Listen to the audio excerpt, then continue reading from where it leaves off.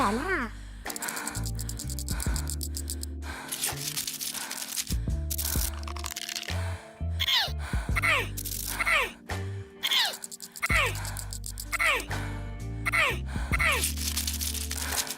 Good afternoon, everyone. Captain Lane speaking, and wishing you a safe travels to your crypto destination.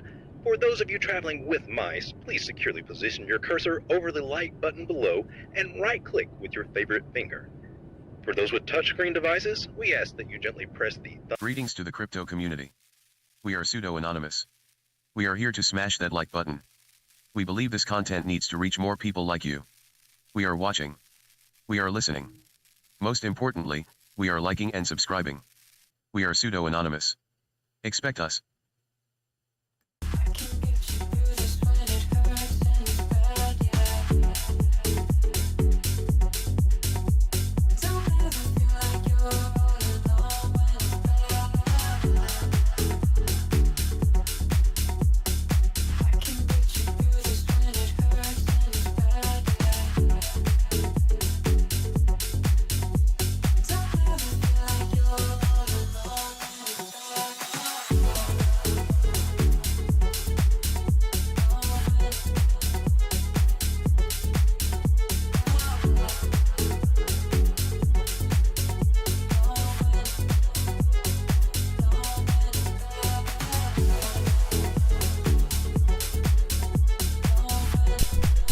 Check 1 2 1 2.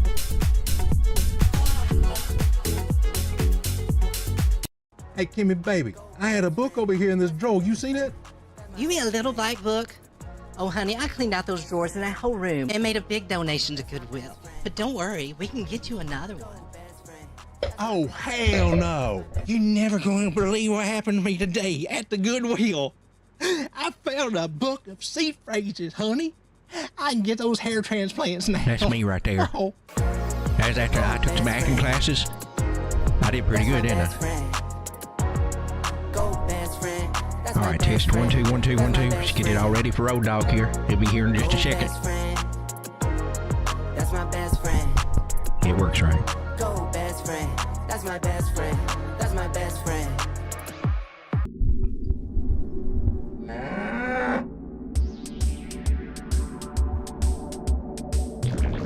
Check 1 2 1 2. I already did that. Check. I told you I already did that.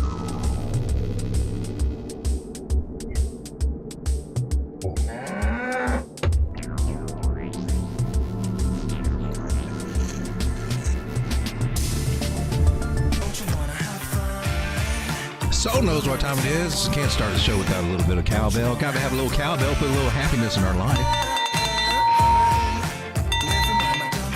Bring on those good vibes. I put my settings on high for my good vibes. Well, that is a guaranteed result. Ladies and gentlemen, let's get into it.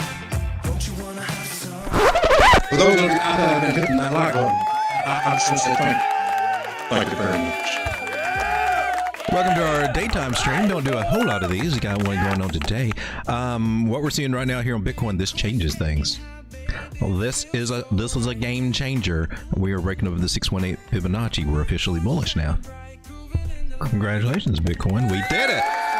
So what does this mean, and what does this mean for altcoins? And what we're going to be doing on this stream, we're going to look at Bitcoin because that... All right. Shh. I keep it down just a little. We're going to take a look at Bitcoin because that drives the narrative for everything else that we're looking for. And it can help or hinder altcoins and their performance. So we've got our trend, and we are deviating from it just a little bit. You see, if we draw this guy, that's creating a secondary trend line. In short, what that means is parabolic activity.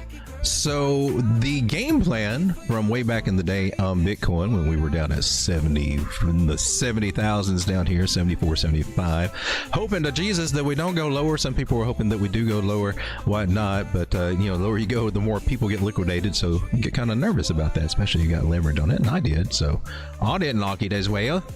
But let's get you off of here. Let's take these fibs off of here. I like to go over this because this is my overall game plan. We're looking, when we break a trend line like this, we're looking to confirm that we are on a new trend. Okay, so technically, you know, depending on how you want to interpret this, we are still on a downward trend. And the official thing would be, well, to make a higher high. So this would be the ultimate goal. When you're down here, that's a hope and a dream at that point, that you would go from, you know, the breakout at 84,000 up to 110,000. But that's technically, you want to make a higher high and then make a higher low. That may be what we're doing. I mean, that's bullish AF. There were some other things we're looking for. It doesn't always have to be that very higher high. It could have been this one right here, coming up above this one and then coming down, make a higher low. That would have been satisfactory to say, oh man, we're on an upward trend, the game is changing, and we could have piled in right here. That's what I'm looking for. Wherever our top is, we will get there. It's obviously not going to be here. It could have been, and that's what I was looking for. And there were still some sides that were saying, man, that really could have come down here. There still are, but apparently we're going for the 3 pumps and a dump play. Your typical little Elliott wave kind of thing. You know, you get a wave 1, a wave 2, a wave 3, and then you do an ABC correction and come down. So it appears that we may be coming up to close to this $102,000 area and knock out this guy instead of this guy, and even this guy, which technically that's what we're doing now. Might as well just go and get this one. So we could be, instead of coming all the way up here for a higher high, which could still be on the table, I don't want to throw that out there. I'll make all the bull boys and flag chasers really happy to see all that. I've got to give one to the flag chasers that actually is playing out as a flag. There may be, these measured moves they're not very accurate. They're just not. They usually reach about 70% of the way up there on most of them, sometimes not even that much of a measured move. So you will be getting some crazy targets out of that, but it's not as likely to hit that. You're much better to go with your Fibonacci targets, in my personal opinion, or an AB equals CD type move, which we'll get into. But this is a nice little parabolic start that we got, signifying that it looks like we're trying to go up here, knock this guy out, and then our third hump, hopefully that's what we're getting, 1, 2, 3, ABC correction, probably down to where we you know, the retest this area here. May not come back down to this 83, but still looking for around 80, 89, 90, $88,000 to be retested at some point. So I do think there's a good chance. And that way, if you feel like you haven't loaded up enough on your Bitcoin, that's the main place to be looking for, to kind of load up on your Bitcoin and also other things too.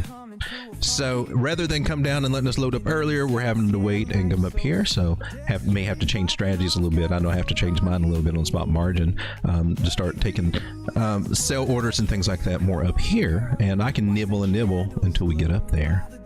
Not the ideal plan that I wanted, but hey man, we'll work it while we got it.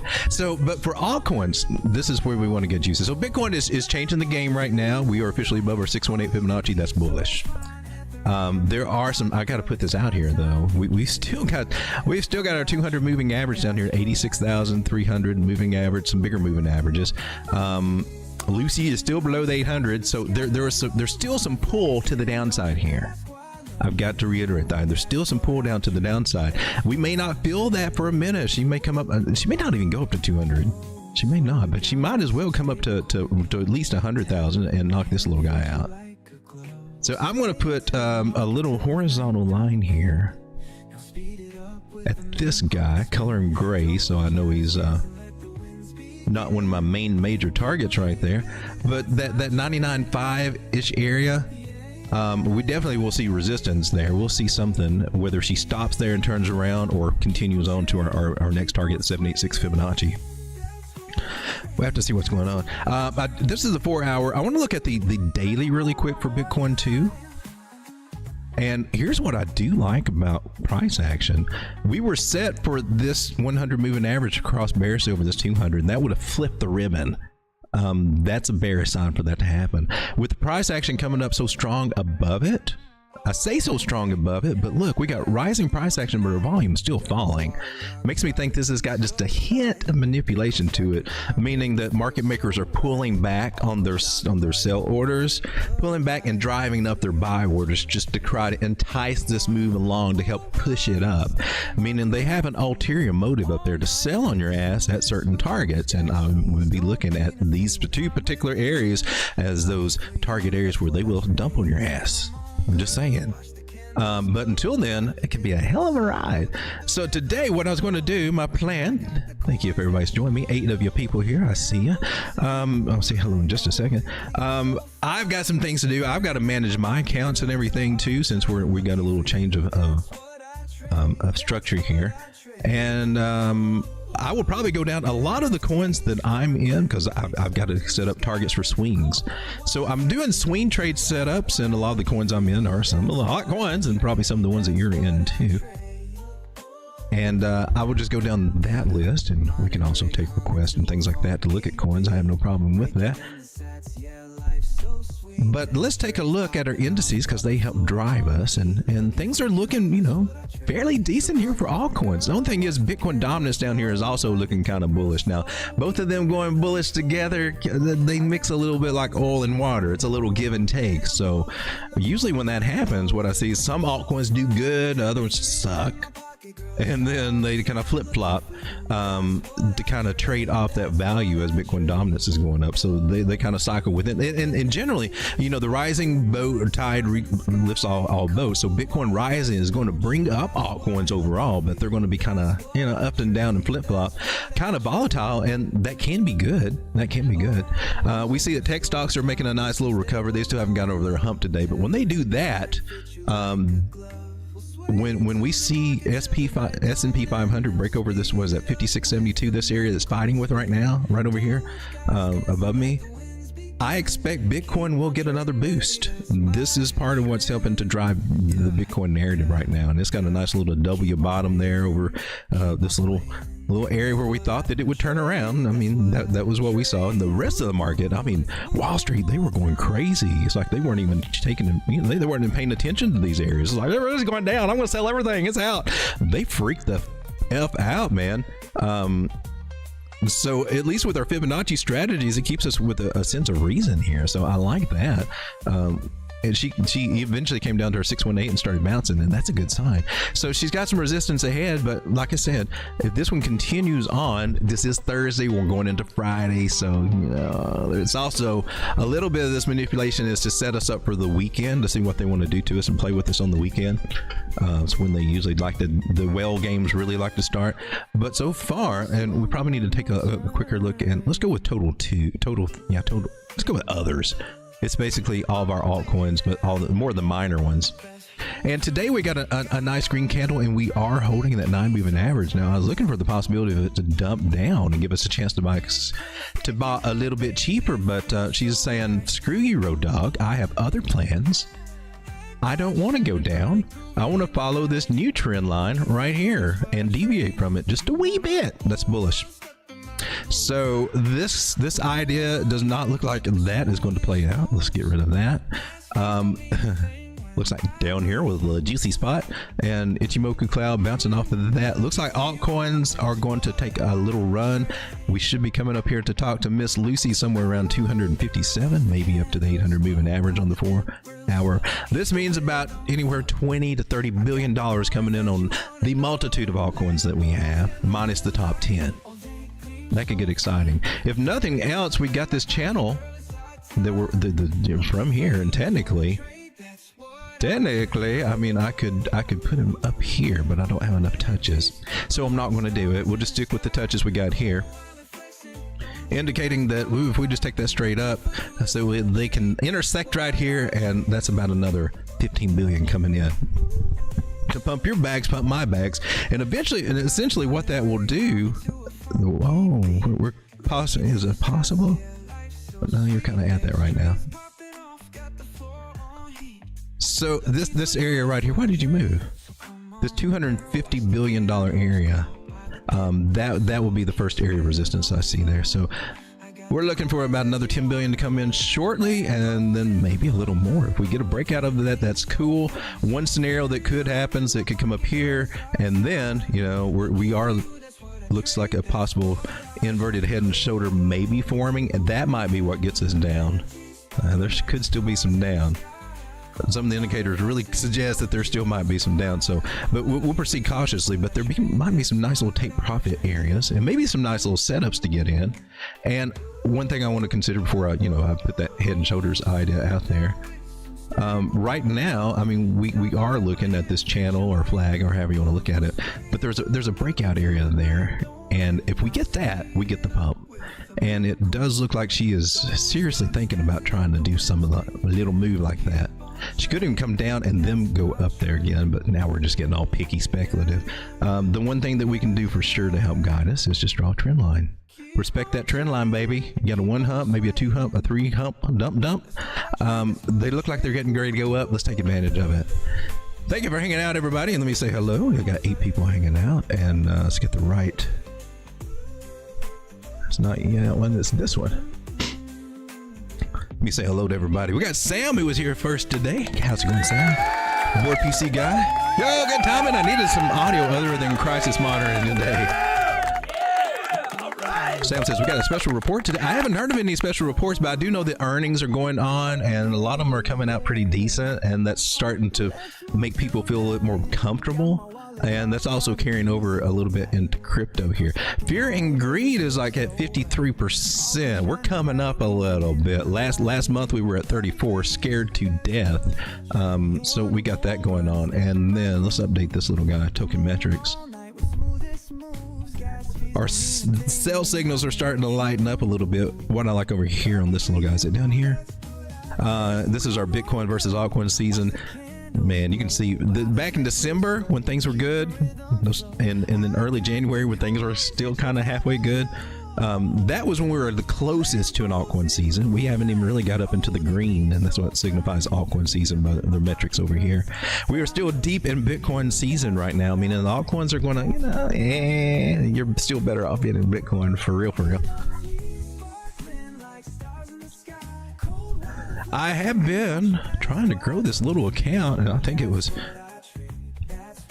went a little degen and got into a lot of the altcoin shorts, which are still, there's still something. We're starting to go into, I got stop losses set and everything, but I'm still in some shorts over here on a few coins that are up. One of my best trades has been this one. It's tiny, man. It's only $3 in this little thing right now. I've already realized $9 and still got $8 on the table, and this is voxel. This was a short that I got into, and so this is how I work. I don't go all in and out, right? I establish my positions. I started shorting this one at the top. How did you get in the top? You nailed it. Oh, awesome. What I did, I just looked over here, and when I trade, this is one of the things I do. I came up and I looked and I saw which thing was up the most. Can we do that? And right now it's AI XBT, virtuals and all them. And I looked and she was just straight up, and I'm like, that looks like a good place for a short.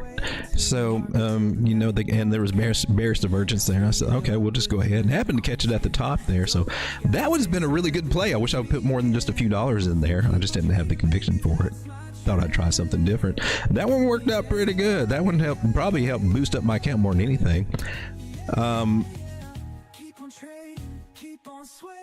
What do we got here? I'm trying to figure out, because I've been taking some profits. Look, I got $9 there from it that I took, but I'm down a little bit from where I was last night, about $12. Trying to figure that out. I have a little stop out, some stop outs, most things under $1. Ooh, there you were. What was that? The cookie short. Cookie got me. Cookie, you're the one that took my money last night. I didn't see that. I shouldn't have shorted Cookie, apparently. And I did not have a stop loss, so you got me. Damn.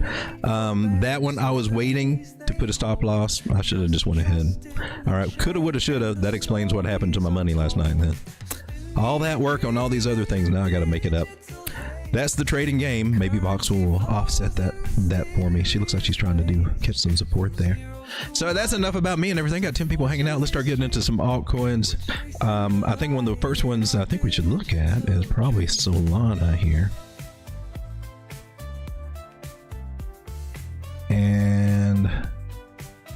because I need to update my target. So you'll probably see me do this. We'll probably find a trade setup, and I may post it to the Telegram group, and I may take a minute just to kind of put my orders in and stuff. So we'll try to go through these as quick as possible.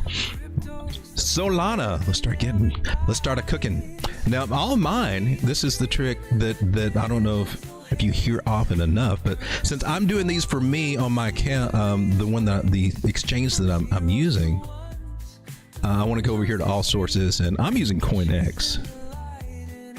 So I want to make sure that when I'm charting, it's even better if I go into CoinX exchange.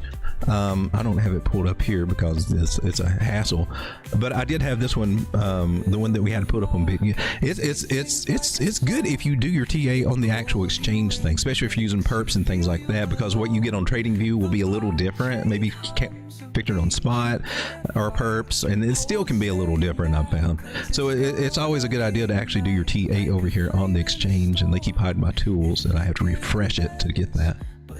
I don't know how to get these little buy and sell target signals off here. I mean, it's cool that they tell you the details of what your trade is, but it's annoying as F when they're on there.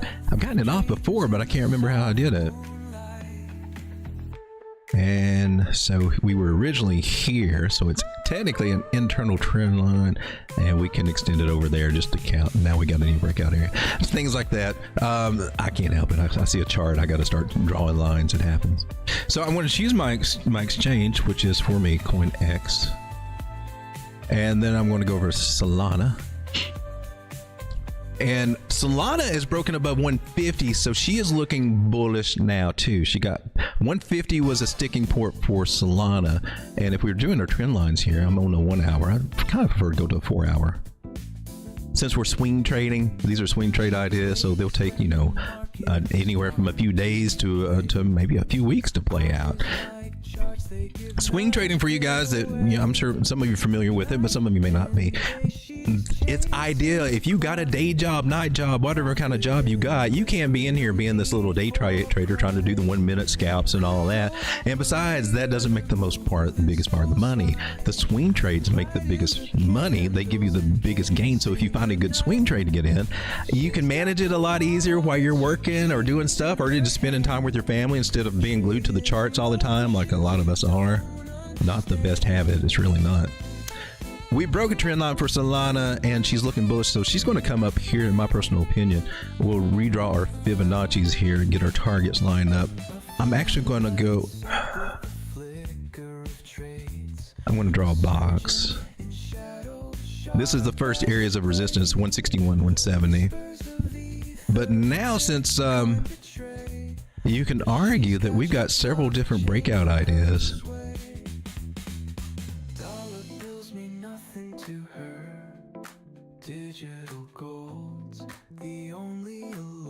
That's pretty spot on.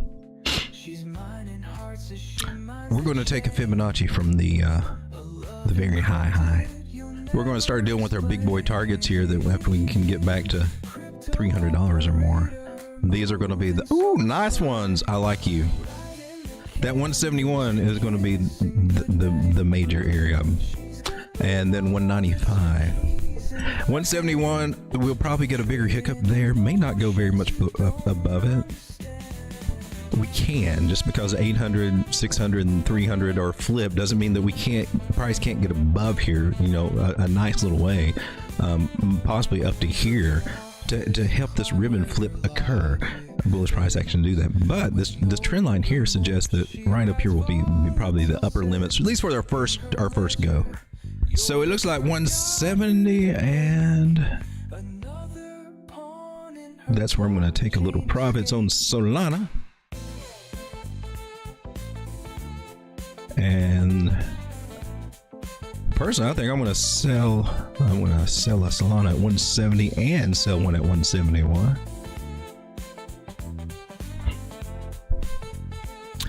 And our target under here was a 786 that we're coming up to. That's about 163. I'm going to unleash one right there too. And the hopes is that as I take profit up there, I'm doing spot margin, so I've got more. It's basically spot trading with just a wee bit of margin in on it. Can work for you. It can definitely work against you too. So I probably will not use it to the extent that I have tried to use it this cycle. I probably will not use it extensively next cycle. So what we'd hope for is that we come up and then we get our, our little retracement. If this is our 3 humps and a dump thing, or our 3 wave, it will probably give us a little wiggle room here. Oh snap! Come on.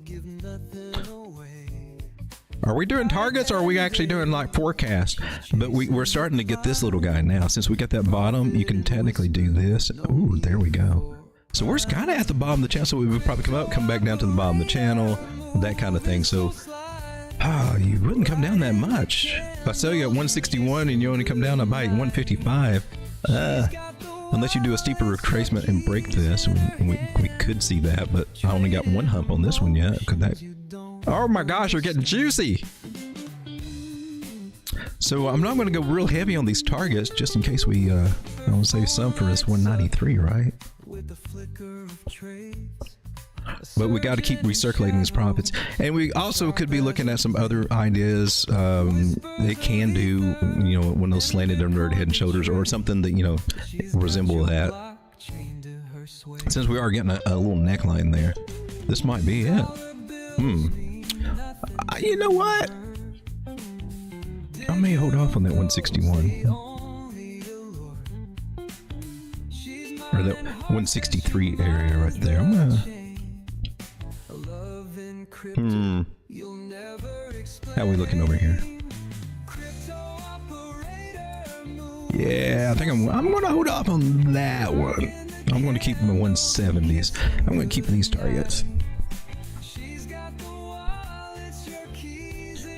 Alright, so Solana looks juicy, like she could be headed up to about 163, I believe.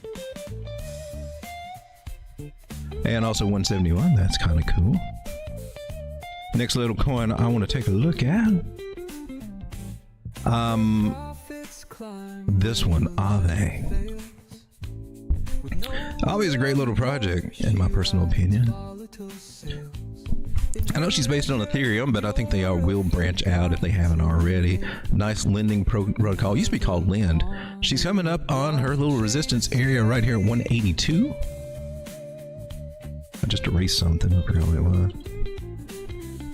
That's going to be an area, and she can't go through it, but that's the first little resistance area. Getting past that, bullish. If she gets past that, our next target area right up here around 224. Now that's pretty nice. That's pretty sweet. If this was a flag to the upside, you could be looking at 30% gains there on just spot. Target above that, and it is this easy as doing the Fibonacci.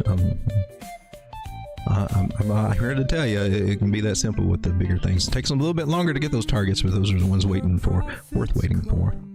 We can also fib this little guy out to get some shorter term targets. What you got? You're in the 786, 886 area. Highly likely that she will get rejected in this little zone the first go around.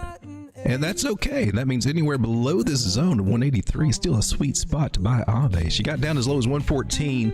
That was a gift. It was a scary gift for a lot of people to watch their bags go down there, me included. But that was definitely a great little place. Between 114 and 133 to pick up from here to there, that was the sweet spot. Now you're looking back, man, I wish I'd bought more back there. That's the power of the 236 when it comes to trying to figure out when's a juicy price to try to accumulate.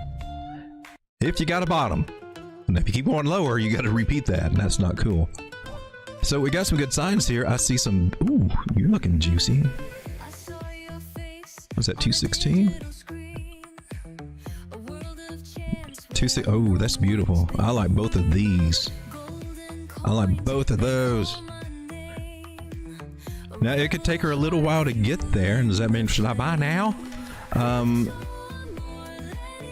I'm on a 4 hour.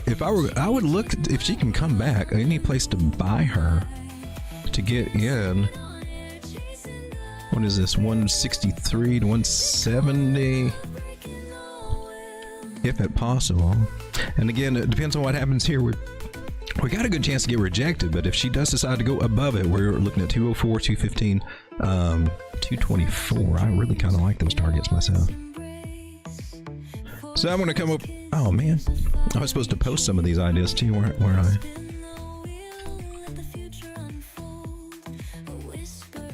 So let's come over here. Let's mark this. Add text. Possible. Likely, really.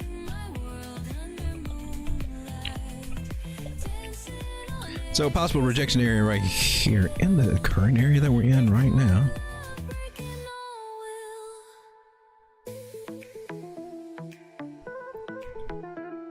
From this area up there, though, that's 23%. Not bad.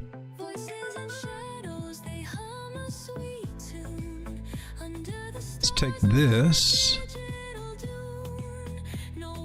Put it over here. This is a 4-hour. Ave. 4-hour. Swing trade targets. I don't put a whole lot of information when I post them from the live streams over here. So, but if you're watching the live stream, you can get the gist of what we're looking for. So we had this big ass falling wedgie, if you want to look at it that way, or channel. But we had a breakout, and that's nice. And she can start reclaiming these areas. The big boy targets. When you pull high to low, oh, we're right at one. At 181 is definitely the sweet. Oh, we already did this. Did I erase it? That's what I erased. So we're looking about 183. Should I take a look? I guess I should take a little profit right there. Moonlight across the sea tonight. Dreams are spinning gold inside. So I want to put a sell order in at 224.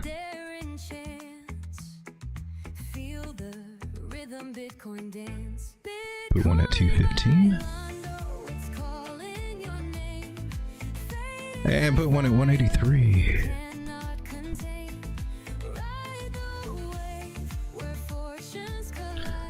All right, we got that taken care of. It was that easy. Now I just sit and wait for them to get paid. I can put me another capital buy order at 170. Not far from where we are right now.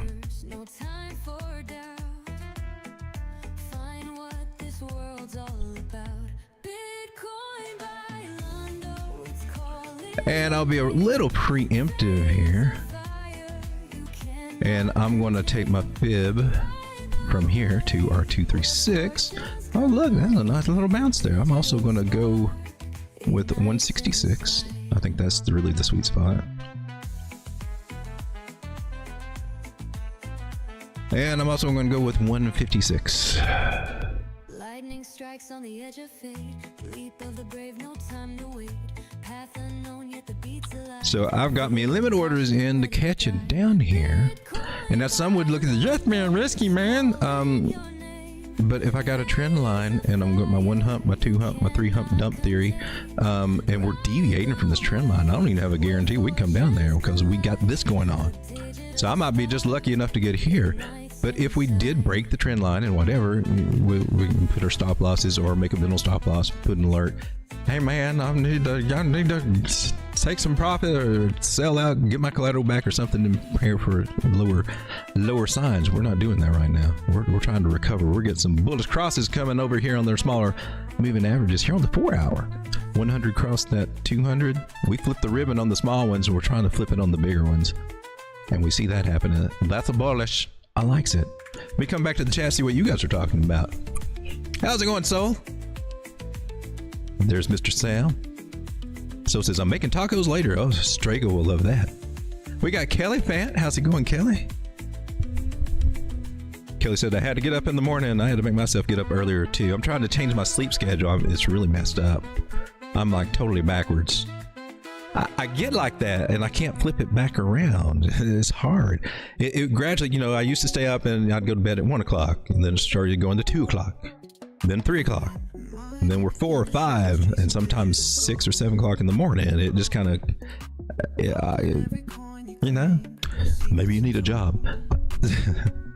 But I wouldn't mind. I'd like to get my sleep schedule so I can come on here about 9, 10 o'clock in the morning and do like live trading during the little U.S. Open market. That's when all the moves are happening, Monday through Friday.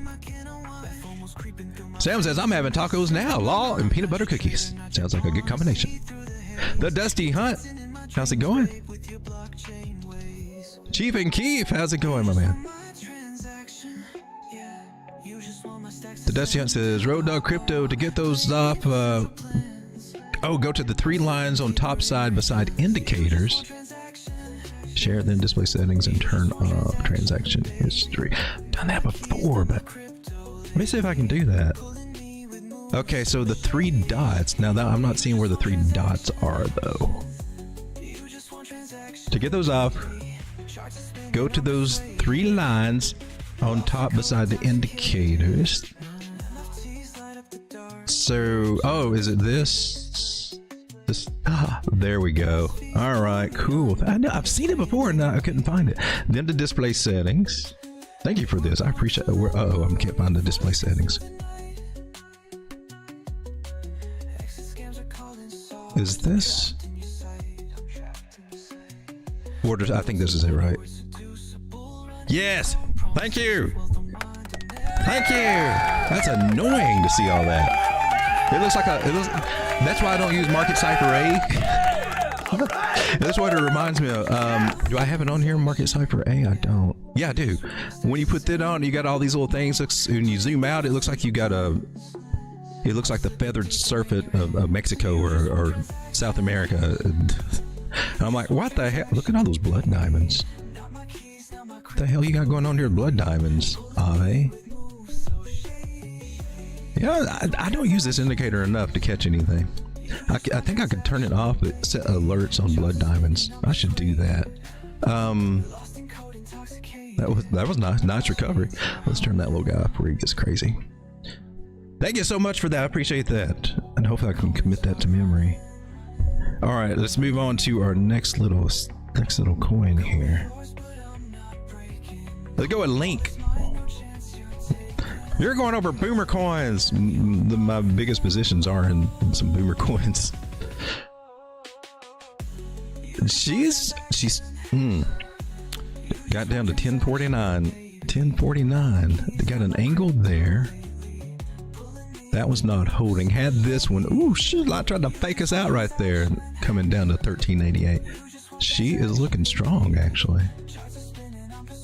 So we connect our dots here, and we're getting. Well, I mean, if we stick to what we got, we had this with a breakout, bear trap. Ooh. That's cool. Or you could do like this, and then that we have a broadening wedge. Some people would say, no, you had this, and then, or you got this. You got to send and try. Either way, that's, they both work out about the same there. This one's got a 64% chance to break up, and if it does, it'd be the width of this. It's not some crazy. I mean, you can try that, go for it, do it as a bull flag. But I mean, the rules of this pattern are measure move from here, and then you put it at the breakout where that is. And it kind of takes us pretty much right up to the target that I'm going to actually put on here is our 382 Fibonacci.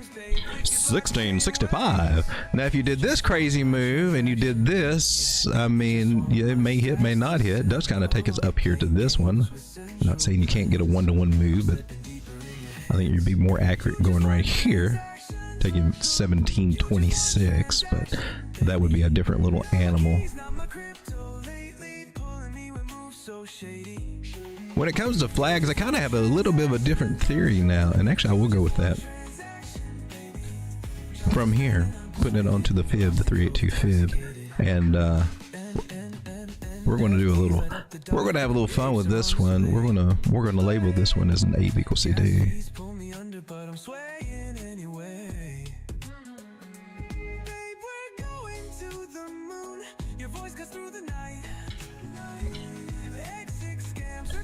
And I'll just put it over there, A, B, C, D.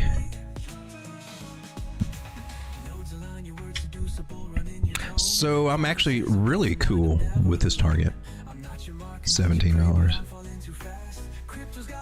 that is one of our little nailed it things that we do, and I bet you we come down here, we'll also get some confluence. Boom, right on it. Oh, snap. Oh, no, right, almost right on it. I didn't pull my fib down low enough. So 113s are 382. Yes, this is just a wee bit. I got 1756, and our measure moves coming to 1736. I'm still taking it. And nice. There we go, Chainlink. You on a roll, baby. You trying to do something now? Now, are you getting ready to break out? Do I need to sneak a buy in? Her MACD on the 4 hour says not a bad idea. I mean, she's starting to flip over bullish, so that's kind of cool. We do see our stochastics are kind of high, and some things are looking a little wishy-washy. Like, I might be topped out. I might be coming down over the next 15 minutes. It probably will. It might. It could. Still got a trend line. She'll probably retest that trend line. We don't see her going below $14. So, you know, you got to determine, do I need to get in now? Do I need to jump in? That's where you have to figure things out for yourself there. Might I say, you go to your lowest other high here, you come over here to that one, and if you see a breakout, that could be a trigger. So that's an entry. Yeah, breakout. Ah! But you are buying a breakout. Know that. But that would be, you'd have a higher chance of success. Buying here, you know, you could just be rolling over. So that's the way we got to look at these things. But then again, I'm here working at these targets. So I got me some targets. I got me some sell targets here. Let's go punch these little guys in. How do we want to do this? Do I need to borrow some link or buy some link? I will work on the borrowing part later. Let's go with 1865.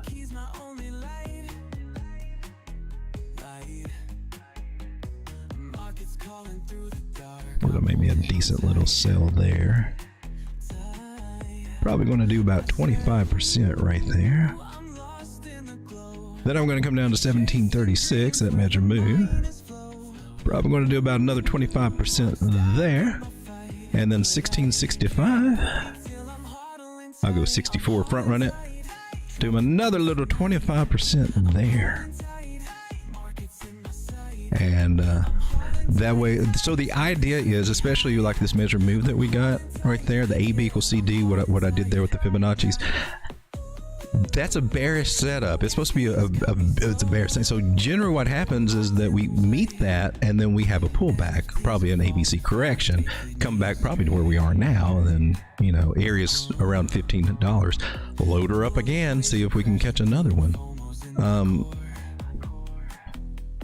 So that's my game plan on Chainlink. I think this one's a good one to share. And so buy targets would be, you have to be patient on this one, would be back here at $14. A good chance that after we come up here and play around with these areas, we will come back to one of these two little areas to test it. We can pull a new fib and sharpen it and tighten that up then. But for right now, just as a general rule, that would be the place to buy if she comes back to it. Let's get these things off and let's share this.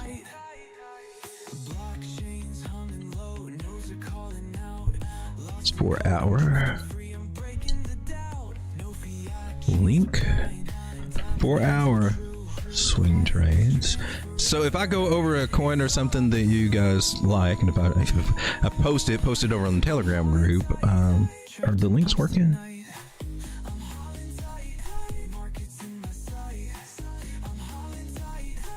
Oh, they're working. I'm not used to the stuff working. So I'm putting up links. One's for the main Telegram group where I have the AI bot and all that does TA and all that stuff. And then the other one's for Chart Room, which is the one here that has all the different topic rooms, and there's all these things, but the trade setup area. So they're available there. Just click the link, and if you got Telegram, and you can go check that out, and we'll post them over there, document it. So Link looks very interesting. She looks like she might want to be trying to do something. I want to check the daily chart for Link.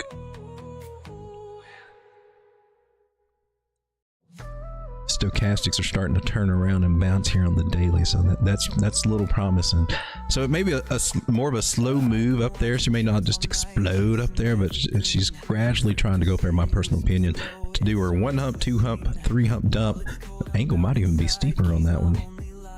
According to the daily, we were doing it on the 4 hour, and that's what we got. All right, let's check out our next one.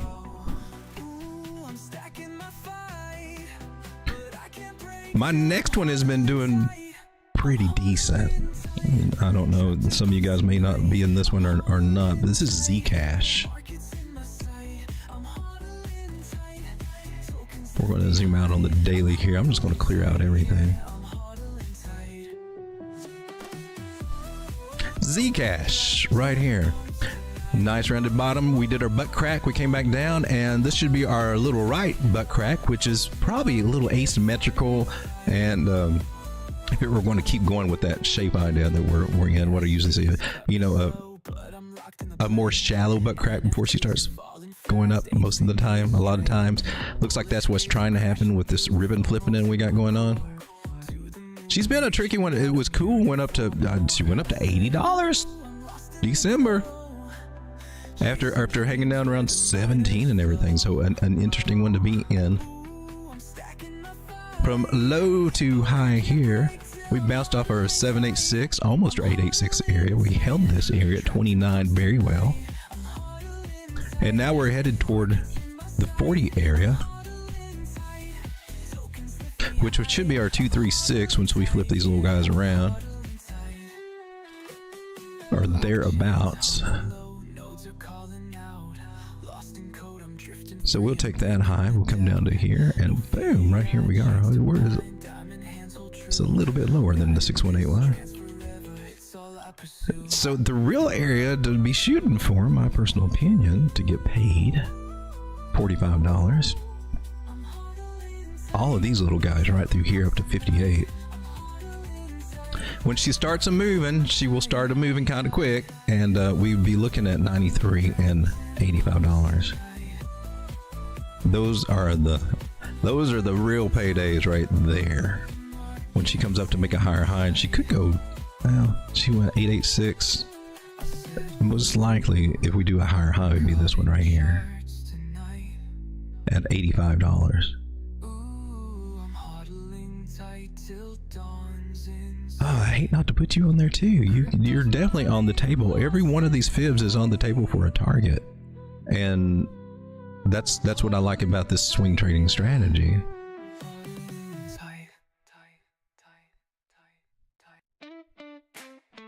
Oops, let's get our lines color coded here. Through my cash and digital tokens, man, I'm flying high. Watching profits slipping like they're trying to say goodbye. Now zooming out, if you zoom out to where we were before, this was years ago though. Let's track and see how we're performing. It's telling us that $62 is definitely an area to pay attention to, and let's go ahead and grab our high, our extreme high, and see what it says. It's giving us right here at $100. That's psychological. So those are two different Fibonacci strategies right there that give us good targets to shoot for. Like, can get us paid. And you got to be a little patient with this one, especially Zcash. She's a small one, but this one, I mean, look, see where she went last time. $211, $301, $364, and we've been down to 17. So, and we're at a bottom. This is a rounded bottom. This is the second part. This is a great place to, technically anywhere under $63 is a good place to get in on Zcash, believe it or not. And in a few months when we look back, it's like, gosh darn it, I wish I got in on Zcash when it was 60. The Road Dog said it was down there low, and now it's at $142. I could have been up. It could have, would have, should have start playing out. So these are the juiciest places to get it, in my personal opinion. 70, what is that? $63? Wow. And $100 be 178% gains, 78% gains. I've got some leverage on this one, so I've got to take profits just to keep that idea going. You got to keep that stuff recirculating and pay those fees and all that, or the fees will start eating you up. So you got to kind of cycle this stuff around. So I'll be playing all these targets on mine, and buying back in on the dips is how I work that out. So I can cancel all this, cancel all that, and let me put my new target. I'm excited about my new targets. So I'm going to start right from here, 67.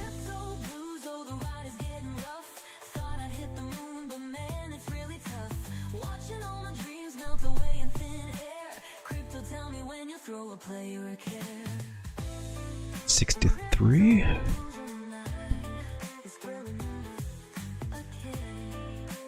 And I'm selling some pretty decent chunks at all these little areas there.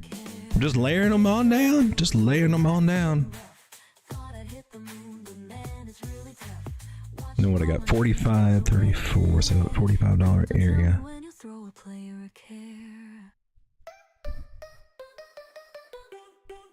I might even have to up those orders there a little bit. All right, so that's just on the. Well, I need to.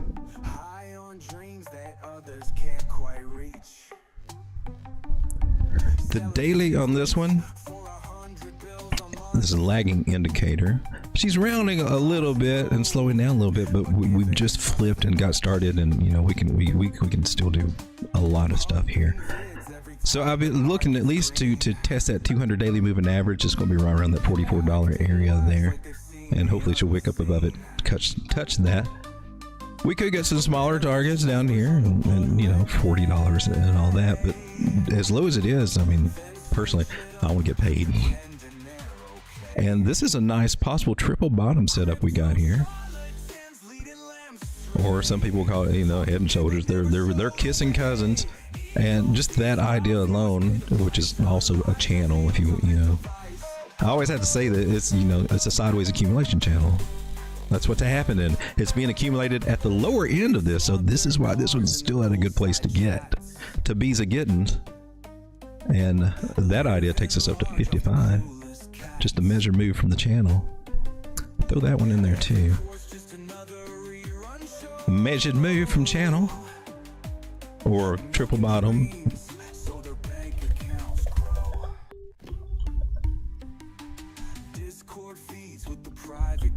I'll put 3 bottom there. Is that 55, 59? I'll take you too.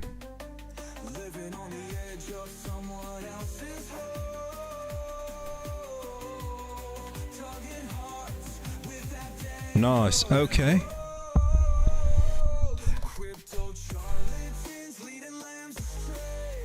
I think we can see all of that. Let's take a picture of this and we'll post that one over into the trading group. 11 people hanging out. Glad to have you here. Hope this is not too boring, but kind of we're looking for swing trade targets, and mostly, and I'm also going over my spot margin account, and I'm setting them up so things are switched in the price structure. Things are starting to look a little bit more bullish, more for Bitcoin than altcoins, but getting some of these swing trade targets here. This is ZEC. We're on the date. Is it the daily?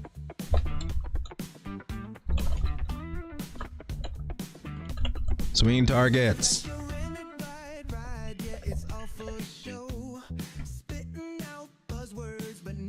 That wasn't it.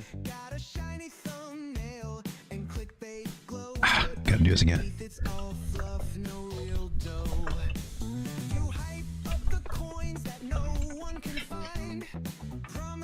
I guess I should put the percents on there.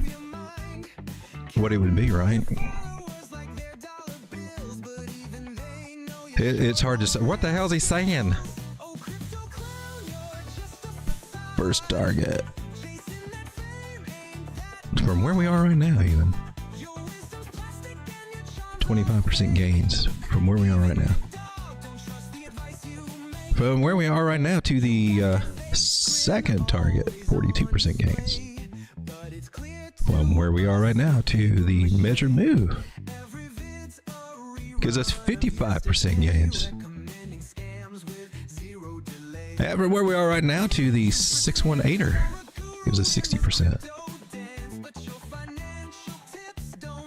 I guess I should get one more tip here to the main target, 63. 70%. Oh, got to pull you down. Or is the price coming down? Looks like the price might be coming down a little bit. So we got these ideas. Let me get you again. We'll copy one more time and just come over here. Edit. Paste. And boom. Updated. Now we got... Click it. What happened? You froze up. Click it. Click it. So now we're in the group. We got them over here, and you can see the targets right over here on the side, and boom, there we go. I'll get rid of this.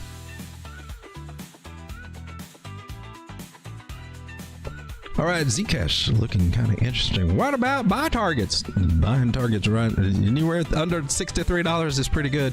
Will she come down lower? Can she come down lower? They can always come down lower. She's looking. This is. She's rounding here. We got deviation.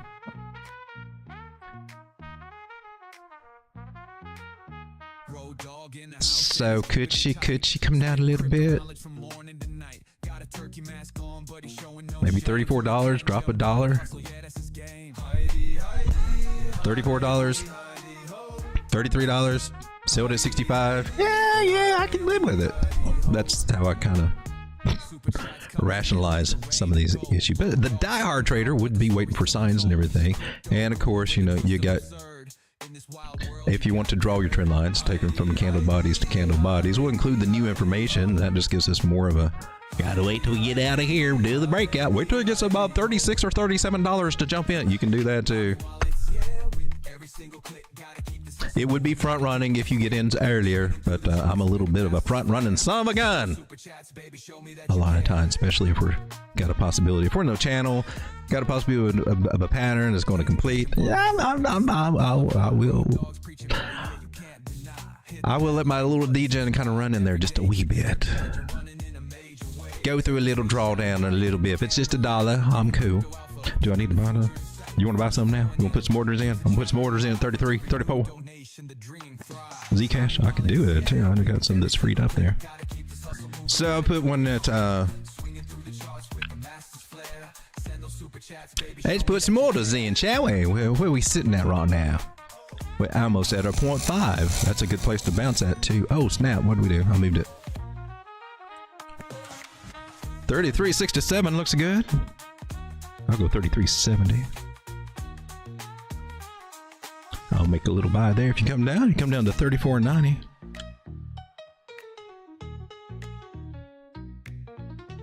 I wouldn't mind making a buy there. Turkey face shining bright in the camera light, giving crypto alpha, keeping the future in sight. Funds flowing in, keeps the channel alive with every new donation. Did I miss that? Okay. All right, so we're all set up on that little guy. Next little guy I want to take a look at is Rune Thorchain. This one was doing really good, and then bad stuff happened or whatever, and then it wasn't doing as good. And she dropped all the way down there to about 94 cents, and she's been flat ranging through there. Now it's starting to change. She's above her 6182. Bullish. Could it be a flag to the upside? I would hate to say a flag to the upside, but yeah. So if you're playing the flag to the upside idea, you'll measure move. And we're going to gauge these. You're putting out the breakout, and it would take you up to one of my targets. I'm just going to go with my target. Screw you guys. Screw you little flags. Flags don't always meet their measure moves. Gotta say that, okay? They're not the most technical on their measure moves at all. They diminish over time with the Elliott wave theory. The third one, the middle one, is usually your biggest one, and you take that measure move and you get to your fifth wave, you're like, oh man, it didn't even go up there. And that would probably be this little guy right here at 886. Are we taco songing? I like the taco song, but it goes crazy at the end.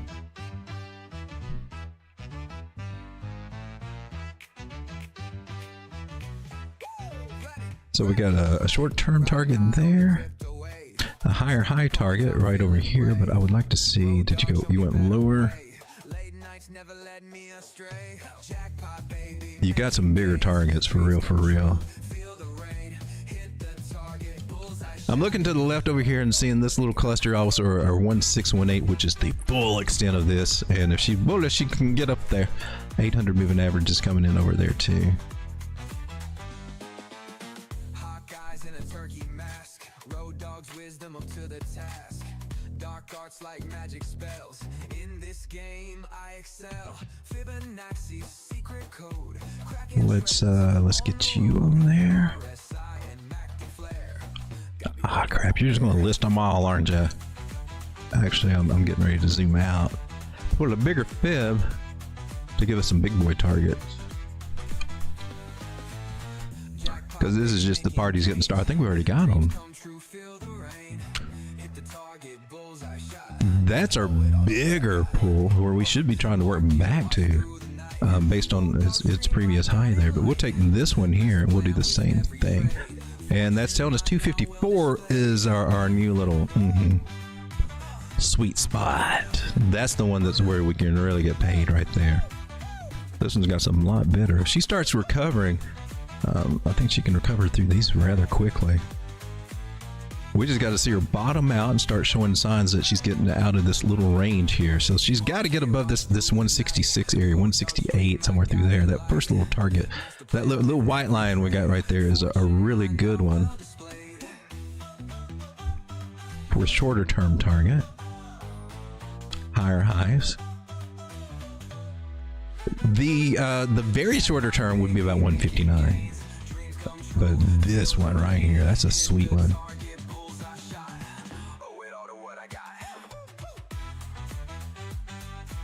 So what we're kind of looking at is a little, I'm just going to draw it as a box. We've been in a sideways little channel. The general idea is if you're going for a channel has a 1-to-1 measured move. You put it here at the top, and then it takes us up to these areas. That'd be about 238, right in that area. If we want to go with measured move theory. That's a 236 right there. I want to clean these little guys out because we got the labels over here. And I think I just want to put the labels at the ones that are really kind of speaking to me right now. Or the ones I'll probably use here.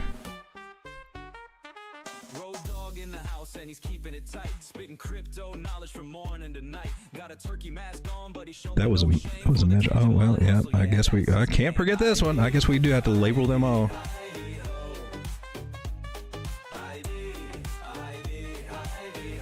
Well, if we do that, we can't do our little measure tool, can we? It's 18% to that first target there.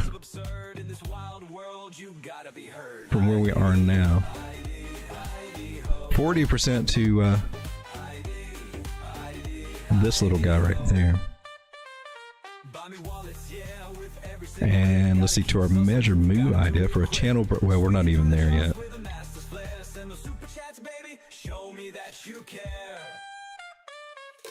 I'll put it up there, 60%.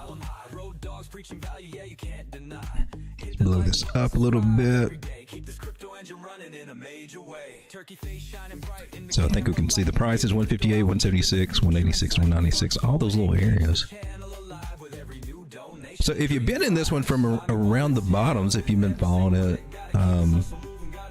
however, you know, a breakout by the flag, that idea around you got it around 112, 111, because she stayed there for a little while.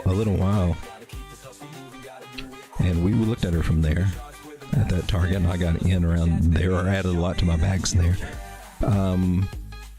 Where's the little measure tool again? You're looking at 30% gains. $100 turned into $130. Yeah.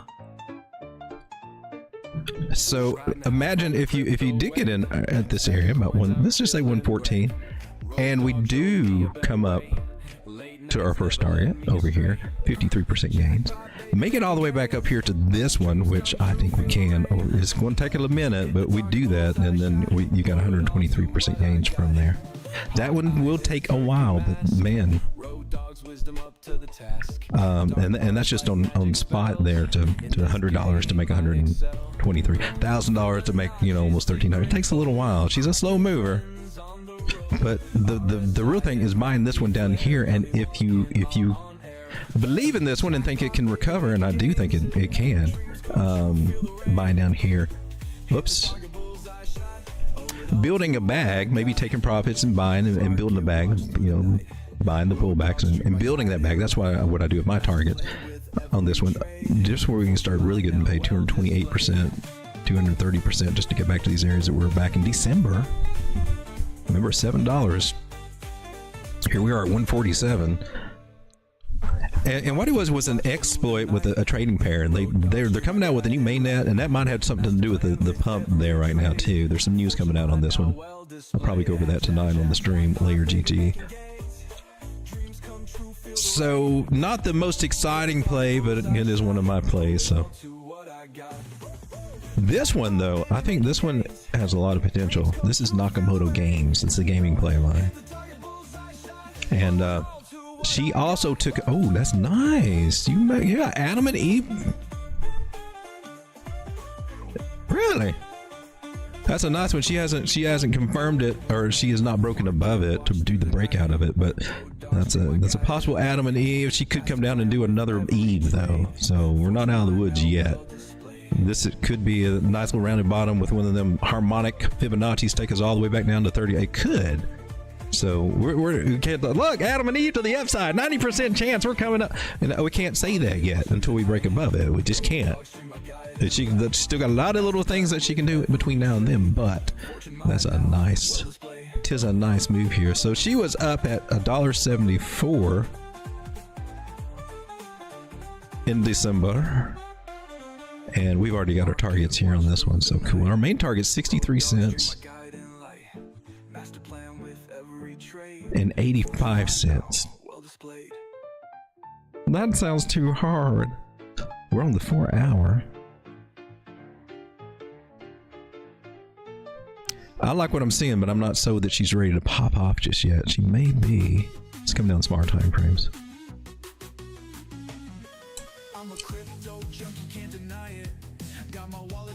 Just the trend line alone suggests that she could probably come back down to 36. Which is not bad from where we are.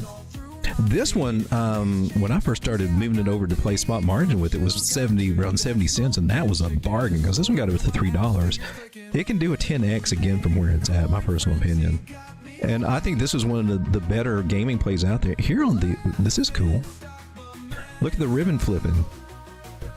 They flipping the bigger ones and everything on the 1 hour. That's huge. That's a good sign. So any pullbacks from this, and it does look like there will be one because there was a lower high here. That there could be. It could come back down here to this. Good chances to get in on this one, I think. Doesn't have to be your play, but it is one of mine, and I'm playing with it down here at 30 cents, so I'm kind of happy with it. From these areas to where we are now is 27% gains. So from here, look, nice Adam and Eve. Yeah. That is yet to break out. She needs to come over here and flag above this area, and then we can start talking about her. But it's good. It's good. We got the formation. It's good. She's just not ready to rock yet. And I will tell you that, whereas some of your other gurus of Adam and Eve to the upside, 90% of the time chance, they're already in or something, you know. I've been trying to get them from down here, so I played a little different. She's not ready to blast off right now, is what I'm saying. But she's getting there. She's getting there. And that sounds crazy to wait for this target over here, but I think it's worth it. The Adam and Eve measure move, though, we can also look at that. Basically, you're in a sideways channel. It's the channel theory, a one-to-one move from the breakout or over here. Takes us up to about 56 cents. So we'll include that on your measure move. I might play that.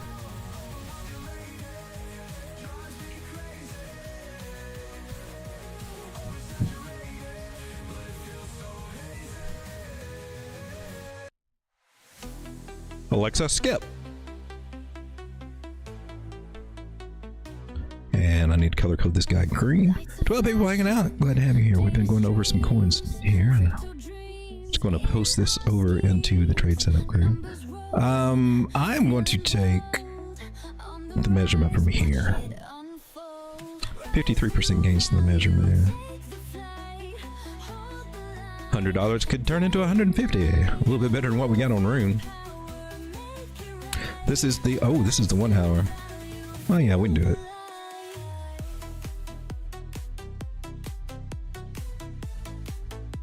This is Nakamoto Games.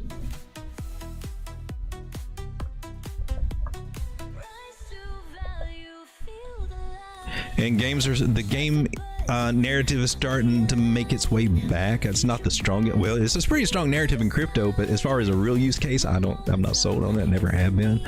But they pump the gaming coins, and I like the pump. So this has been one of the better ones that I've gotten into, I think.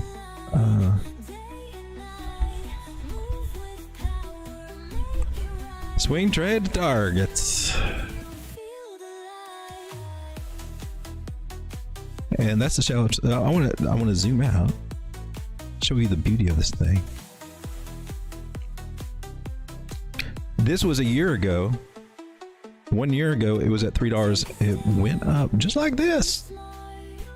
She did her little harmonic thing right here. Fib came back, and then she can do. We got to talk about this idea. A lot of times when you see those little guys like that, they can come up here and they can come back and do a type 2 retest. That means that she could come all the way back down to her lows in areas around 33 cents or something. So we could see her come up to 50, maybe 80, and still come all the way back down here. So she's going to be a little volatile in my personal opinion.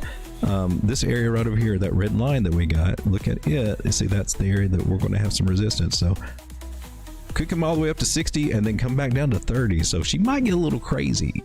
But that will give us some good times to have some fun with her. Or maybe she goes up there and then she just comes back to 40 cents. But she will. These are the anywhere between that 236 area will give us a chance to accumulate. That's what we want to try to do under 236, in my personal opinion, as a position trading, trying to accumulate beneath that area so we can sell higher when she goes back to $3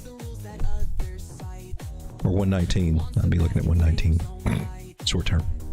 All right, so did I do anything with that? I didn't do anything. I didn't do a darn thing with it. All right, let me put my orders in on Nakamoto's. Got to change this up a little bit. I think I had something different going on over here.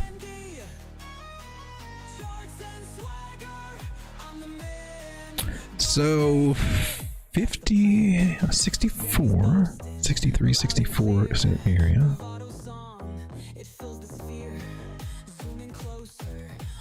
Take a good sell there, and right there, what, 50? Take me a pretty good sale right there too. And so we're set there. Good to go. Let me come over to the chat and see what you guys are chatting about here.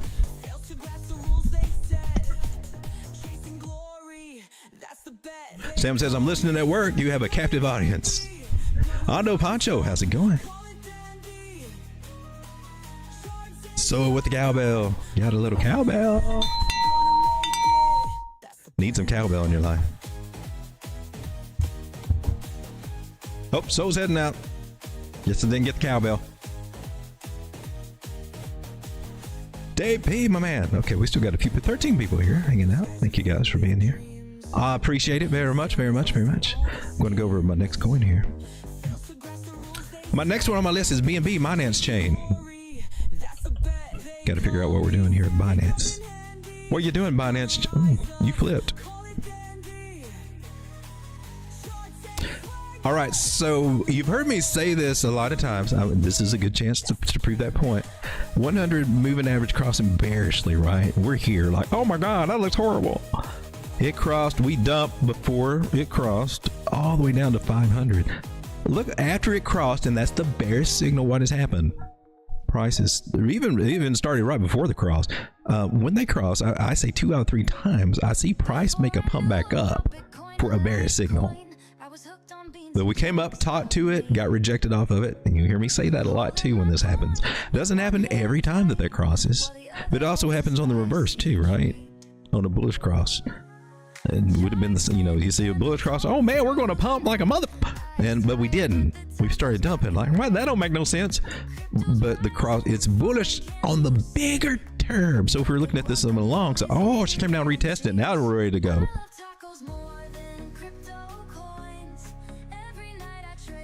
That would be going to the upside, right? Looks like it'd go up to the upside, right? What does it look like here, though? Lower lows, lower highs. Are you trying to do it? She made a higher low here. She's a little tricky. So she's bearish overall, but they're bigger moving averages. This is why I like to use them. 800, 600, 360, 200. That's where the big strength is coming from. She might roll over. It looks like she could, or she's going to try to recover that, but that's pretty fresh. Here's another instance down here, and we might see something very similar. It crossed, and sure enough, we came up to it. It flagged beneath it and went above it. We might be looking at that situation here. We might be looking at this little idea right here. Same thing, little happening. Let's do a little Mars pattern. Hello, Mars pattern. That's not you. This is you. Is this you?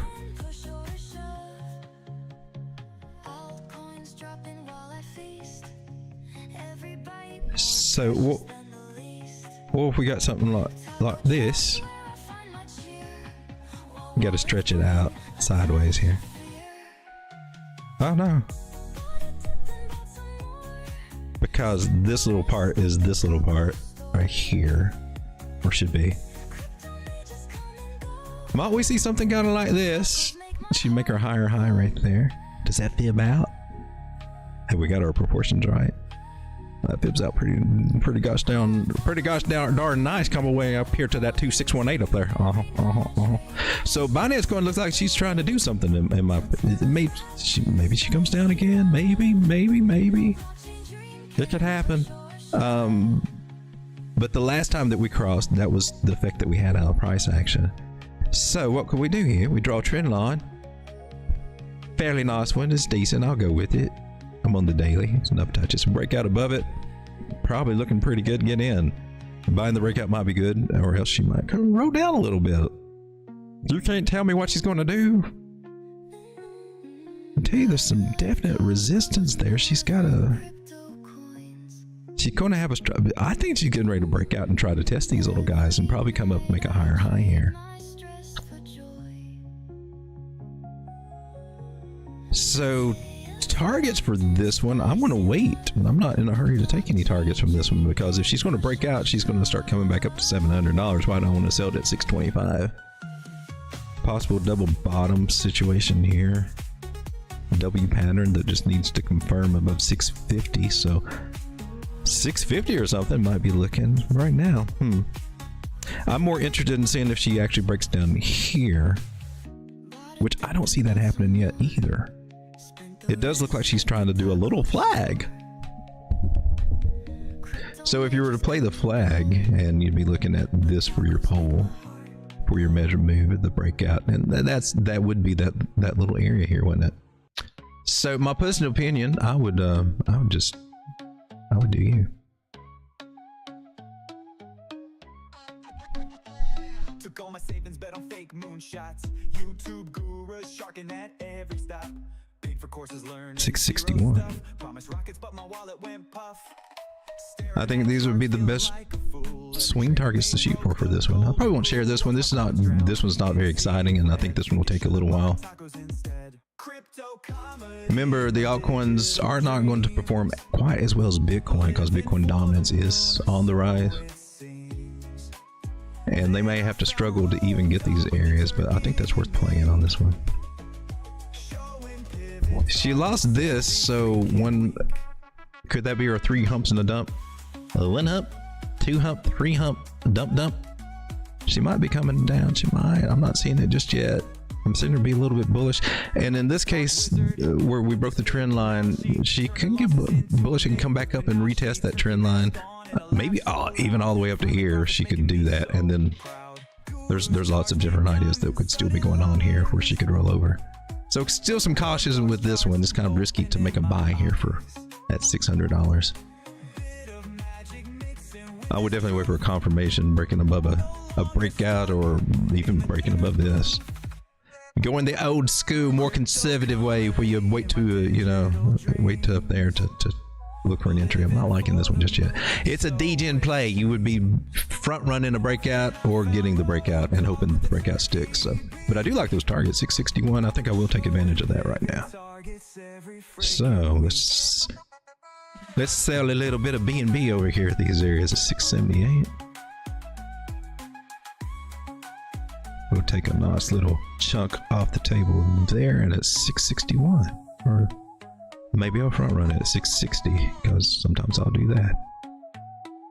Well, you can sell more than that. Come on.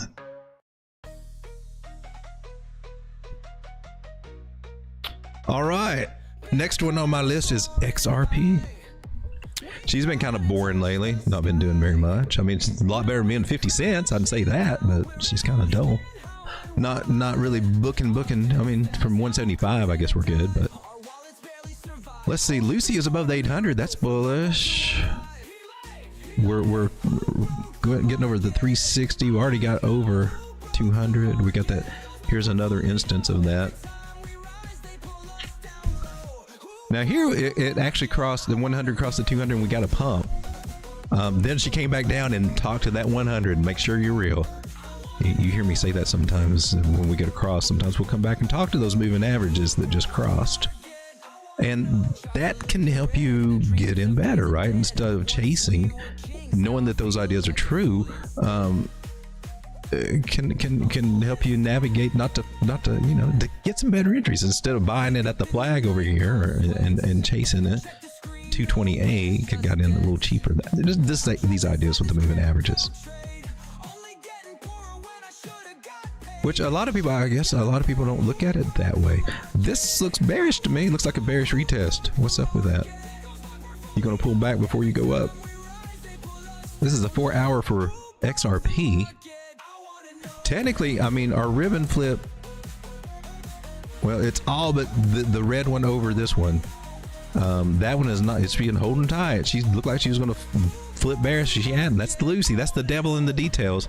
I will go on a venture to say that we can go talk to that devil right there at 244. Don't get it twisted. I think we can. She may ride this, now it's an internal trend line. She may ride that up there. That could happen and make it a higher high beneath that. It could. We just have to take this into consideration that we got something like that, and I'm not cool with it. This is really what we got. Right now, I'm looking for possible rejection. That's what this trend line is telling me. So I'm not got any great little setups for this one. We can still get our targets, though. Don't get me twisted on that. A lot of people are looking shoulder, head and shoulder. Maybe if you got a solid neckline, but she came back above that. So as soon as she gets above here, if that was the right shoulder, which should be lower than this one over here, if you're looking for head and shoulders, I'll give you the skinny on it. Yeah, you'll want your right shoulder to be lower than this one, otherwise you're a little bit bullish. Why do you say that? Well, look what happened. It did not play down to the downside. She came back in the pattern. She bullish. She could be coming up here to invalidate, and that's all it takes to invalidate a head and shoulders pattern is to get above that right shoulder. So 301 automatically is a target. And if we do our Fibonacci, swing high to swing low. Now you see she's right at that 382 getting rejection. 250 small term target. Professional future traders might appreciate that. And of course 271, but raw I believe that's the one, the main one that we're going to have to go up and test. She may get rejected, more than likely will come down and start trying to do something else. But these two targets, to make her higher high from that would be 321. So I'm kind of cool with those as targets. Let me get you on there so I know what you are.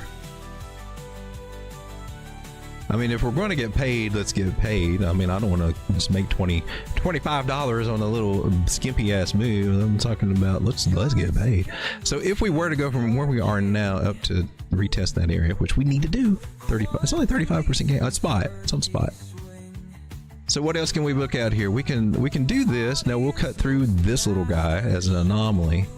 And if you're looking at it from that aspect, which I think you should always encounter that guy. You should always keep that guy. He's going to tell you where your first resistance is coming in. And your first resistance, according to this, is going to be here at 248. Oh, look, we made a channel. How beautiful is that? So what often happens. For real, for real. So look at that. That's using angles right there. So all these ideas are correct. This one's a little incorrect because of that, but you know, in a certain time frame it'd just be a wick, so you'd be fine doing it. Retest in this area, that's possible.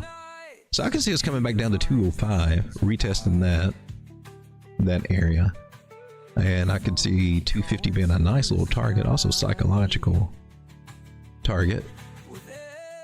Oops, what'd I do? Change the color. Trying to change the color on this one.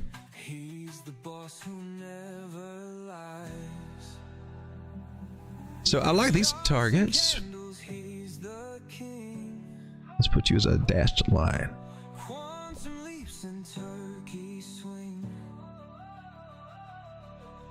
So 272-ish.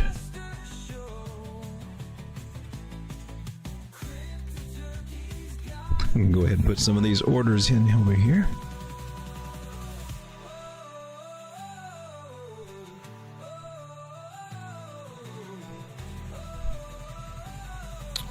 And what we got? 301 looks nice and juicy. Let's go with $3. Make me holla, I get paid to do the wild thing, or $2.99 if you want to front run that little guy. A lot of people I think would be front running that little guy. Could end up being a higher, lower high than actually, but she should be headed right up there. I'm going to take a nice little bit of profit there. 272. I'm selling about 25% at each one of these targets there.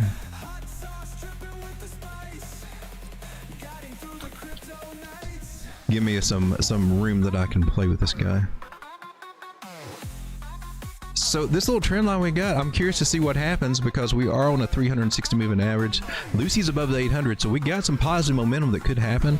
It would be cool if this actually breaks back into this pattern and then boom, we could get up there kind of quick. But what normally happens is that we roll over, and more than likely, if we made a lower low here, a lower high here, we would make another lower low and start working to test this area, probably about 210, about that 200 moving average. So that might be what's happening there. We don't know. We just got to see the signs. So far, this idea seems to be winning out, right? Ichimoku Cloud kind of says, that idea might win out. So she's got a slight little bearish tint to her at the moment.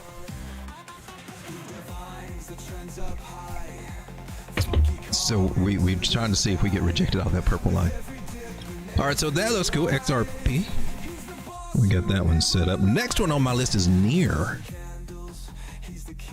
I don't believe I got any sell orders for you yet. You've been fairly bullish lately and trying to entice people to chase.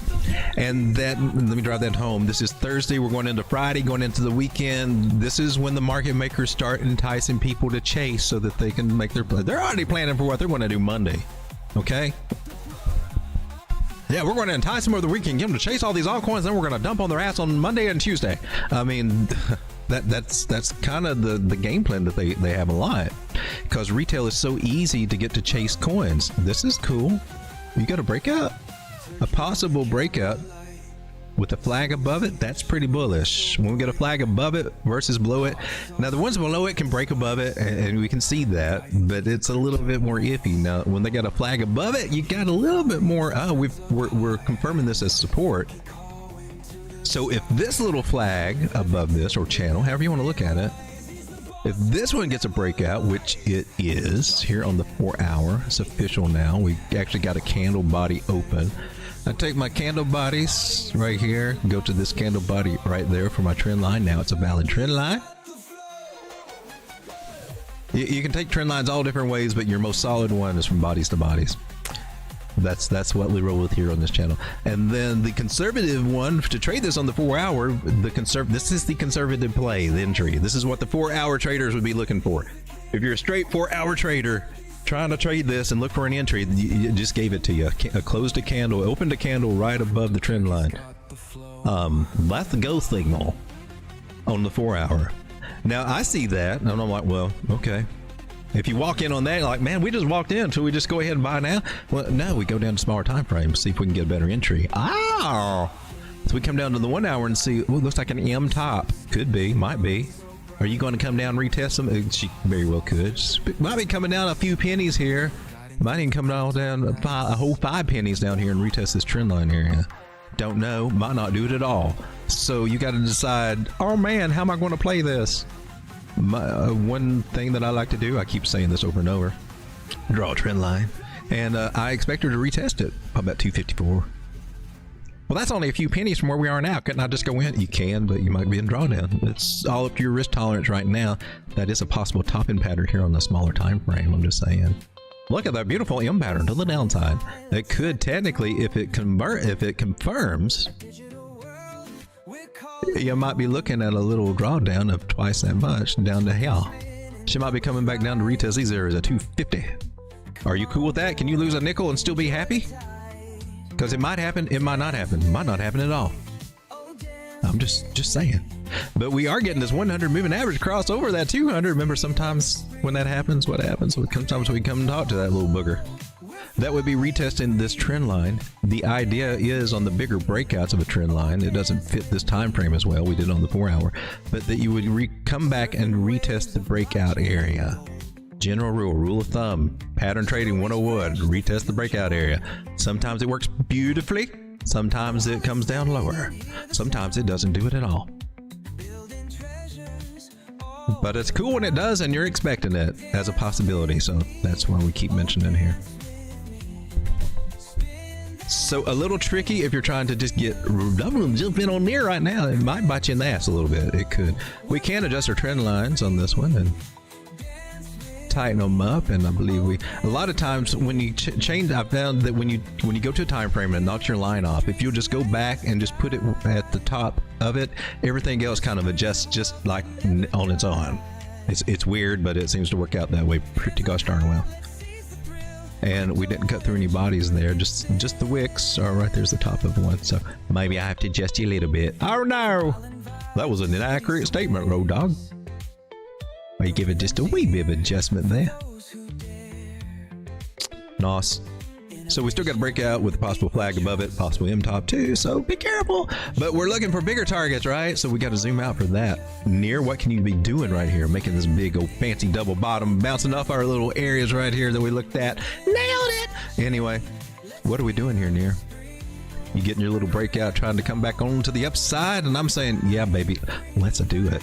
We got areas of caution with Near, trend lines that we lost before, so they're going to be resistance. Let's go ahead and draw that.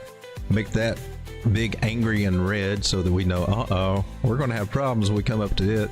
And then we draw a Fibonacci swing high down here to our bottom. Let's nail that bottom.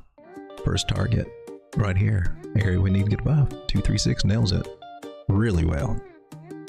Love that 236. That's at 335. I don't think there's a target worth holding on to until we get to 335, to be honest with you right now. 333, 335 in that area, and the possibility to come up here. We're thinking bigger now because we're starting to see some bigger things. What we should be seeing with Near, since we lost this area, and it's kind of a big area, is us to work our way up there. We may even make a head and shoulder, another bottom pattern as we, work our way out of this channel. We could be coming back up here to 304, get rejected, and that might be, we should probably look at that smaller target. But for the swing traders, I mean, 330, 420, and up here, 618 looks like it will eventually be a hard place, however we get up there, just because wherever price meets this trend line is going to face some steep rejection. But it should be trying to work on trying to chase that trend line a little bit more now, since we're starting to show some turnaround here. Lucy is still above the 800. Oh, we still got the 200, haven't flipped over bearish on those yet. It suggests that these areas through here between the 800 and the 360 moving average, yeah, that's going to be our new little range to play around with once we get up there and get past this 336 area. Right now, I think we're just trying to recover here. Short-term time frames, short-term targets on this one, especially if we're playing perpetual futures or anything like that, not swing trading.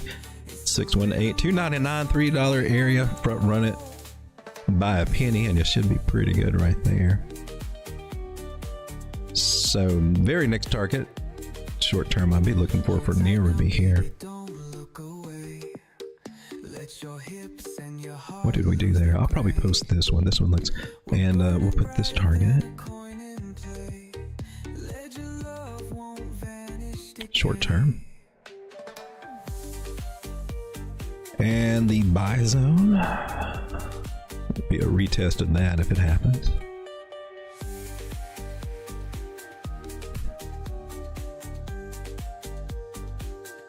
I will just keep that there. All right, so juicy place to buy would be about 230 if we can get down there.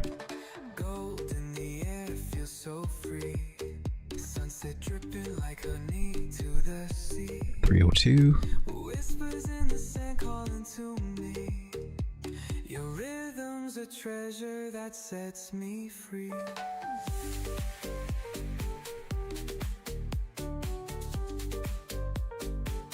Here's our little tool. If we go from where we are now to the $3 area, 16% profit. It actually needs to make a higher high there, so I'm still looking. I would still look for that 31. I like this one.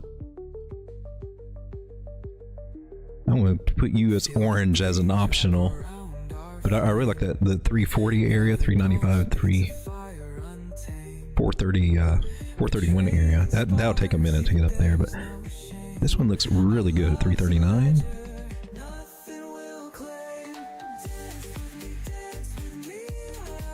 And up to 395 would be 51% gains. That's cool. That's just on spot. So $100 in now could be $152 and we get right up to $4. Doesn't sound like much on spot. You just gotta give it time, but this one goes back to $7-8 again. You'll be like, man, I'm glad I bought some when she was just about $2, $2.30, $2.40. She got down as low as 2 or 184. Hopefully she will not do that again. There's always that possibility to come down and make another double bottom. Let's just say that, but her breaking this trend line is giving us hope that maybe that's not going to happen. There are some other ideas you can do with trend lines and take them, and they do show the areas. I guess we have to keep this little guy on there because it is on there. A part of a bigger breakout area, but it does have a good chance to come up there. So yeah, 299, we got to put that one on there. Gosh darn it. That is going to be a hiccup right around that $3 area. Do I need to put you on here? All right, so let me align my targets here. What we got with near. So I'm shooting for the it's 392 actually.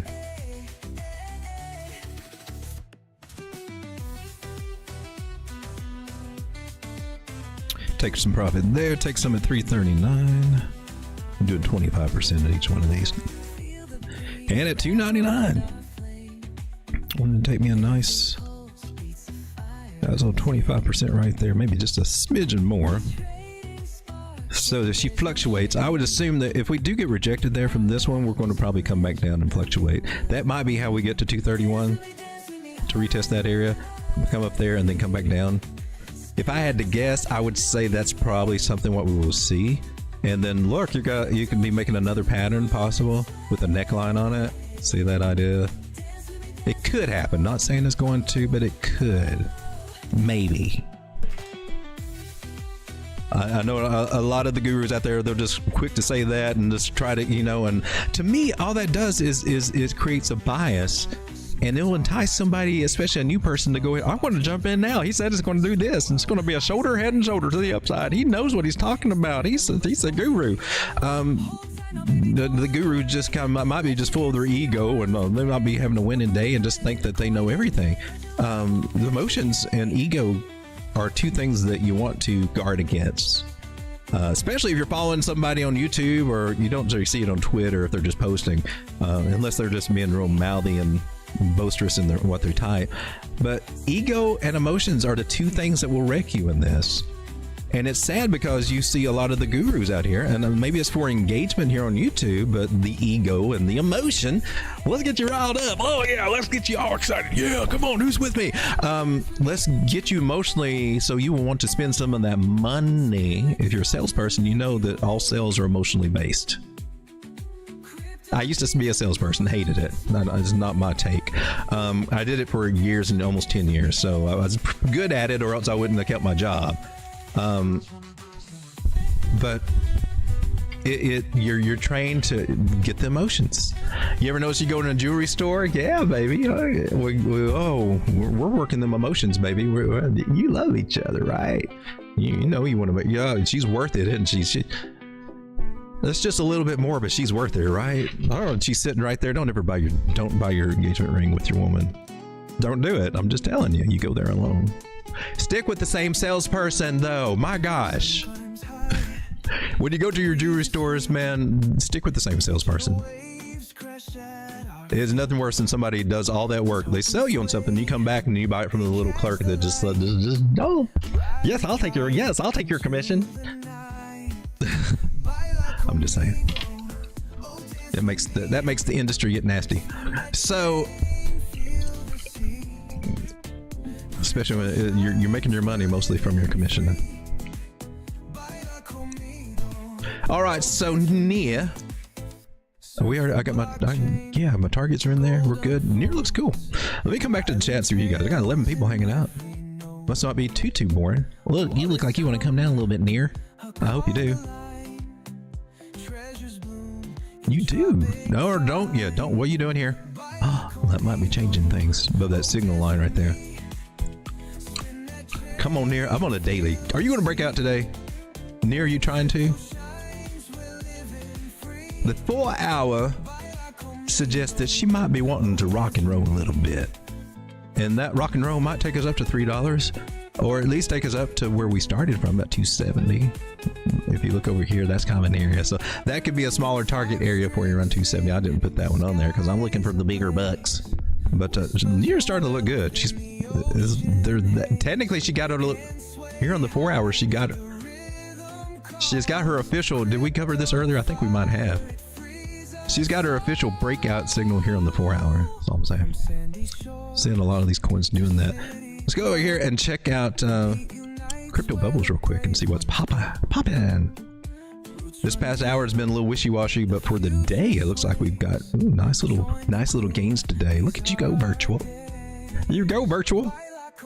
They just put that onto I just noticed, I think they recently added that to spot margin on CoinEx. So I had a little bag of that, which is technically under the water a little bit.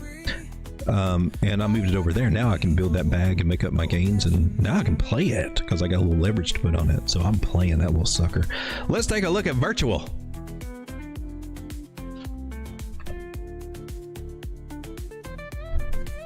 So the cool thing about, and what I like about spot margin, it can be helpful if you're in it at the right times, but if you try to ride it in the wrong direction, like what happened to me with our downturn on some of these things, it can get hairy. But when you're with the trend, you can build bags and things start going really good. So this is my time to turn around. So when I put something over here when we're near a bottom area, it gives me a chance to build those bags on spot margin.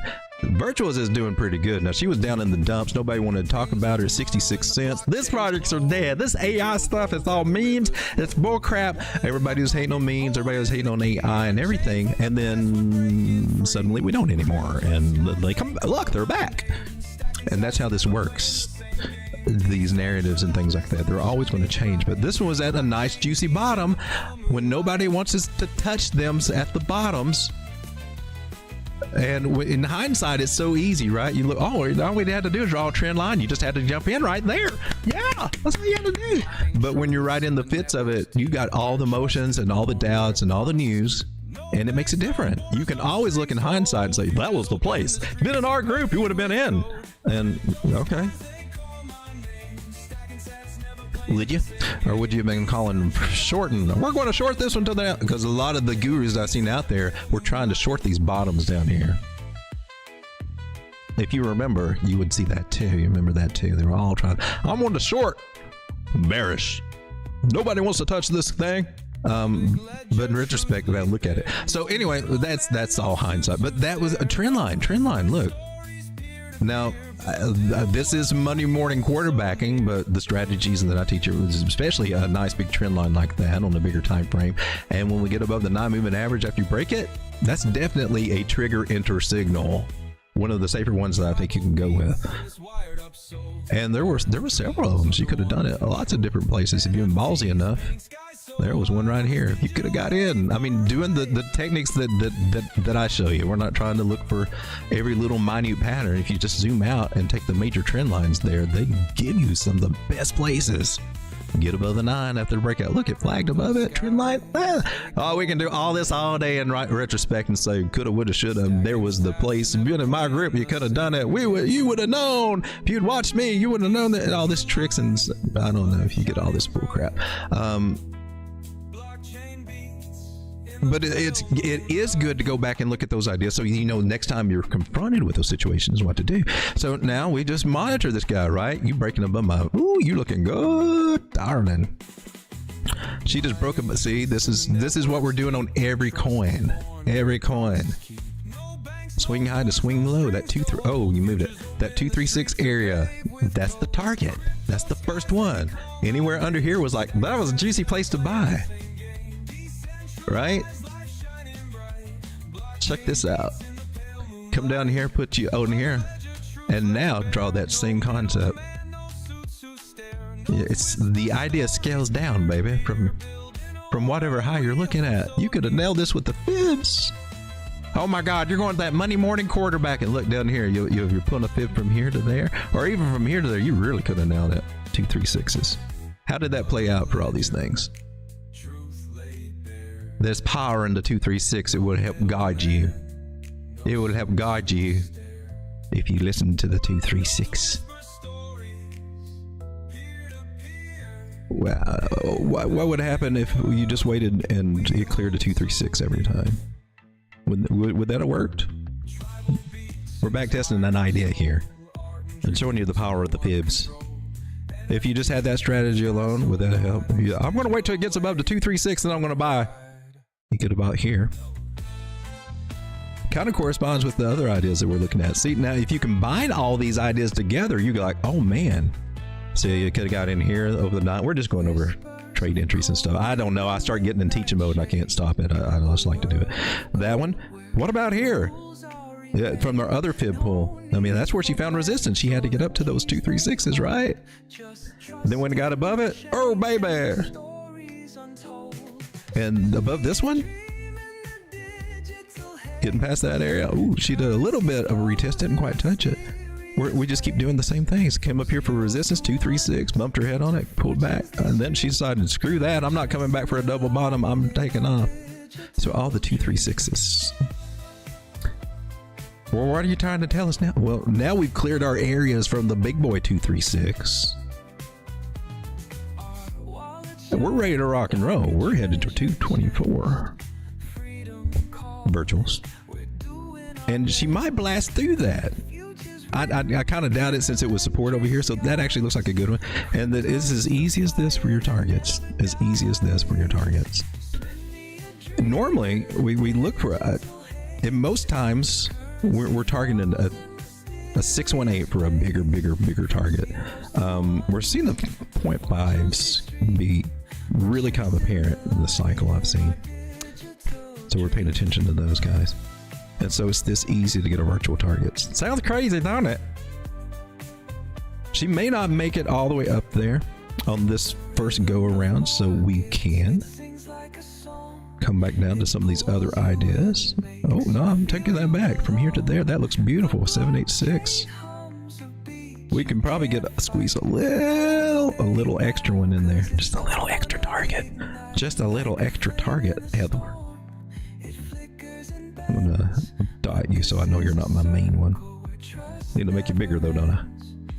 618 is what we're coming up to right now from this pull, this high, where we came all the way down. So right now we are facing some 618 resistance. So I'm gonna put a big ass line like that right there. So 187, she may bump her head there. Looking over here, so we got to include that one too. So we got some nice little short-term targets.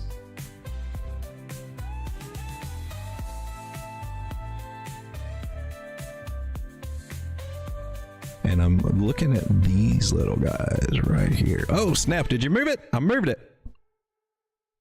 So for virtuals, 185, 226, 222. Oh, scrap. With a few bonus targets there at 249. Well, virtuals, I guess we got something to work for now, don't we? Let me come in here. What do we got going on here? Let's change all that. So I don't expect us to hit this anytime soon. The moving averages, I'm saying 185, maybe 222 area, maybe. That would be a moonshot right now. She'd have to come back and work toward that one, I believe. She has not really had a solid retest of this breakout, so there. I mean, technically, we could put these areas of 68, 70 cents still back on the table if we get rejected for here. So keep that in mind. She's on a nice little tear, but how many humps have we got? What's going on? She's going parabolic. She's curving. Do you see the curve? So she's going to go up and make some kind of top, and then she's going to start giving it all back and go through a pretty good correction. So if I had to guesstimate, I'd be looking at these two guys right here. So I'm going to take 222, sell me off about 25% there, and then 185. I'm going to sell off about 25% there.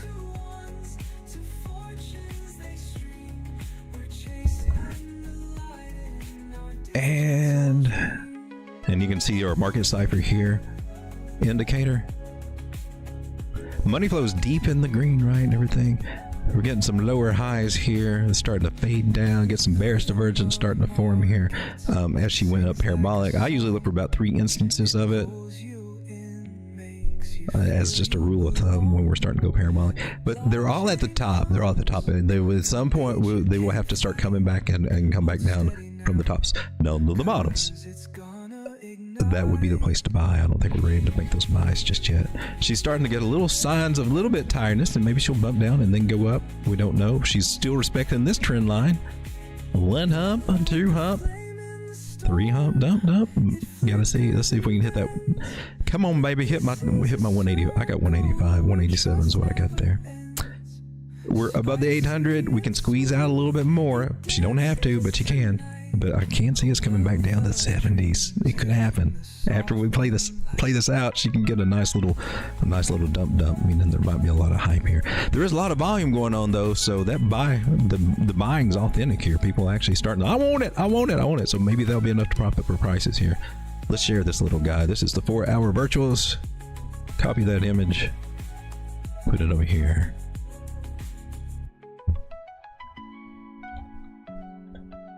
Virtuals. I did that one.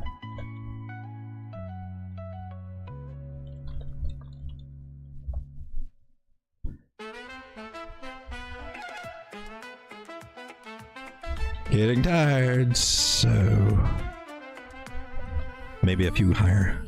Across the sea tonight, dreams are spinning gold inside. Whispers. Correction to. Feel the rhythm, Bitcoin dance. So possible correction, possibly back to. Calling your name. Fate is a fire you cannot contain. Ride the wave where fortune's. All right, so we got virtual there. Coolio, how long have we been going? Almost 2 hours? My goodness. I'm slow at this. I'll take my time. I'm not here drawing a flag and putting a target and saying, jump in, go to upside. I actually take my time and get my targets and have a strategy behind what I do. So it takes me a little bit longer than some of the little gurus that you might see here on YouTube. And honestly, what you would get out of them from this one right here would be to do this, put in a flag, and hope for the best is basically what they would do. Not even have a pattern there and call it a flag, and already they're ready to call it to the upside. There you go, next target. There is nothing there. There is no breakout to take a measure move to put there to be authentic about it. They're just, and then sometimes you even see them just do some crazy stuff. strikes on the edge of It seems to be more if the direction, and then yay, we're right. We got the direction right. Is what I get from all that. And then if it doesn't work out, well, then you lost the market's fault. It just didn't happen. Oh well, but that's all right because we know it from you'll get all these little things, even though you're at an area of resistance. It's not the best place to flag out. I'm just saying you're very far away from these bigger moving averages that have a lot of weight. To sandbag us down. But nice strong move. Enjoy it while you got it, but I wouldn't chase it. This is time to be getting paid on virtuals. Let me come back to the chat and see what you guys are chatting about over here. Oh, I can do that. Saying losing a well-earned commission would ruffle my feathers too. It happened a lot. But you don't own the customer owns you. But it's also, if you're a guy working in a jewelry store, you notice that jewelry stores are mostly hot women. They're not all hot, but hot enough. And it's weird, and then that's where a lot of the men gravitate toward the women. They come back and they even flirt with them women while they're buying that engagement ring. It's kind of interesting sometimes. Still a lot of stuff going on in the jewelry store. The dynamics between male and female relationships. But yeah, it's never fun losing the commission. Sometimes those women know what they're doing too. They're like,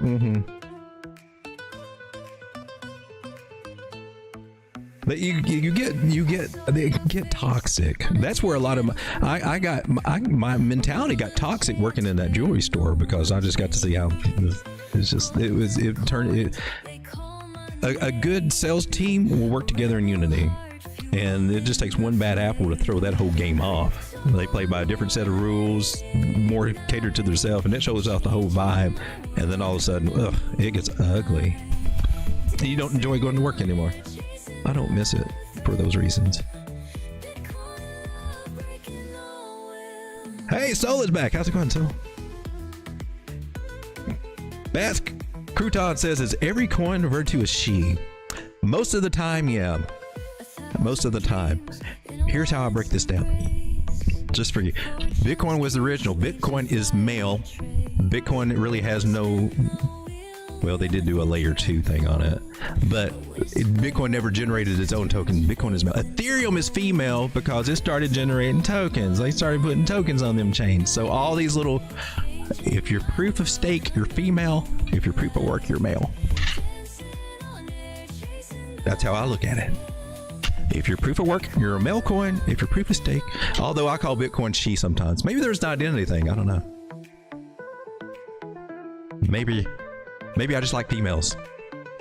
I don't know. I gotta look into that. That's a good observation, my man. Good observation. But as a general rule, Ethereum is a female. I'm just saying. I will maintain that to the end. All right, I'm going to go down my other list here. What time is it? 3 o'clock. Well, we've been doing this for a while, haven't we? I missed this one. Compound. And then I got Arkham. Arkham is good too. Compound. This one? She's a slow play. Don't get me wrong. She's a slow play. Ethereum, and I think, getting out other places too. But look how she did. I mean, this is why I'm interested in her, because she got up to $800, $900. She hung around 400 in that area for a while last cycle. It's DeFi, Ethereum play, lending, blah, blah, blah, blah, blah, blah. This is interesting too when we're zooming out. Look, she's continually making higher highs. She's definitely, you can't deny that this is the pattern that she's in. And she likes to touch those areas pretty gosh darn well. So the next bump up could be, her last bump up went up to 140, right? From where she is now, $40. Not bad. So that was a 234% gain. If she follows this trajectory, I mean, what are we looking at? 170 something? This is probably where the fib tricks come out and help the most. And we'll be conservative, go from this one all the way down. And that first one we did right there. Finally testing our 236. Remember the 236? You'll hear me talk about the 236 a lot. And the next trajectory on that line would be 170. And believe it or not, it can be just as simple as this.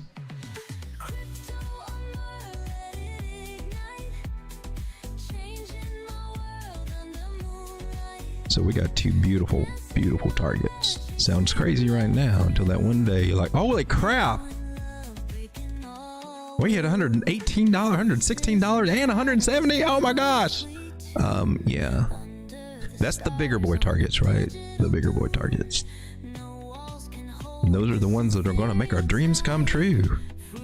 And then we also got this. Swing high to swing low. Tell me where price is going to go. We do the same thing all over. On a smaller scale, 236. Boom. That's our next target. Next target is $60. Target after that will be the lower part of this area. Target after that will be the higher part of this little area that we hiccuped in. Between $76 and $88. Sounds crazy until that one day you wake up and say, oh my God, look where we're at. And for short term, I'm not seeing us do much past here just quite yet. And in before it, she would go up and come down and level out and then go about halfway, go up, come down, and then she went all the way down there. And that was unfortunate. That sucked. From 64 all the way down to $34. She's at a good place. She's at $40, between $30, $40, sweet spot. Well, technically, according to this, high to low, anywhere below $60 is a sweet spot to accumulate compound. Especially if she gets back up to $800, $900. I don't think it will. I don't know that it will. Kind of curious about that myself. Let's take a look at compound. Let's look at the tokenomics on compound. Oh, here's that coin that somebody requested last night. It looked really good last night. She's going to take off and go higher. Actually, I think it was here last night. No, this is a 5-minute. No, this is not accurate. I don't even know what this is. Okay, never mind. We're looking for compound.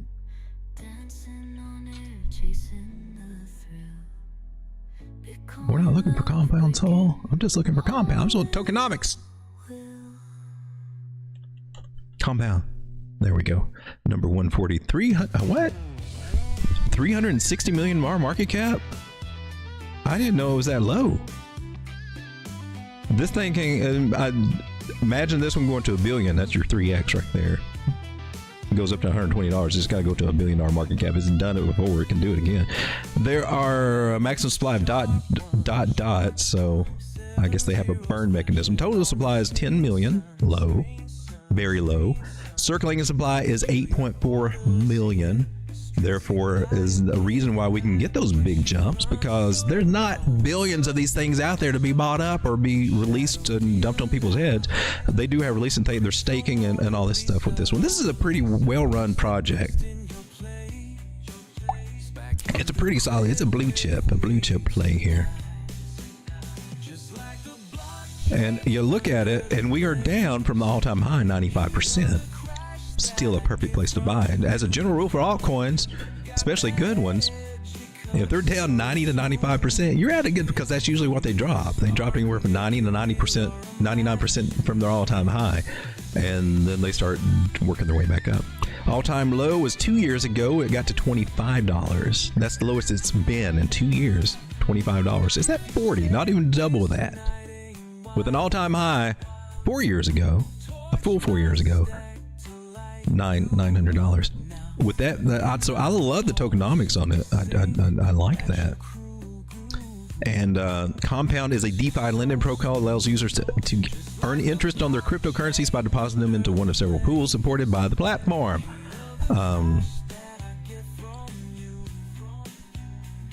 And you are on now. She's on near Solana. So we're cross platforms now. That's better than what we were last time. We didn't have all these opportunities. I wasn't on Solana last time. Wasn't on Avalanche last time. Wasn't on Sora. I don't even play Sora. Oh, you had to look at Sora. BNB wasn't on Gnosis chain. It was just mostly on Ethereum right there. So this is definitely one of my little dark horses. It does say the top 10 hold 40% of it. I don't know that I would trope to too, but Just one of my plays. Doesn't have to be one. I'm on a 3-day chart here. Let's come down and see what she looks like on the 4-hour. She's kind of boring right now. She's just lackluster right now. Working on some stuff. Working on. You trying to go cheaper? She might be trying to go cheaper. It looks like she might have broke that trend line. If we were looking at this one, we'd say, yep. We give her a little wiggle room. We still got to say, yep. Give her the most wiggle room. Go from the wick to this one, and I got to say, ain't no doubt about it. That one looks pretty good. That one actually gives you a total retest there. Bearish retest. You coming down? Rejected 360. Really? Everything else is getting bullish and you're coming down? Okay. Unless it's a fake out, you get one more hump, but still, I wouldn't expect too much out of you. All right, it looks like she's still in her little accumulation zone.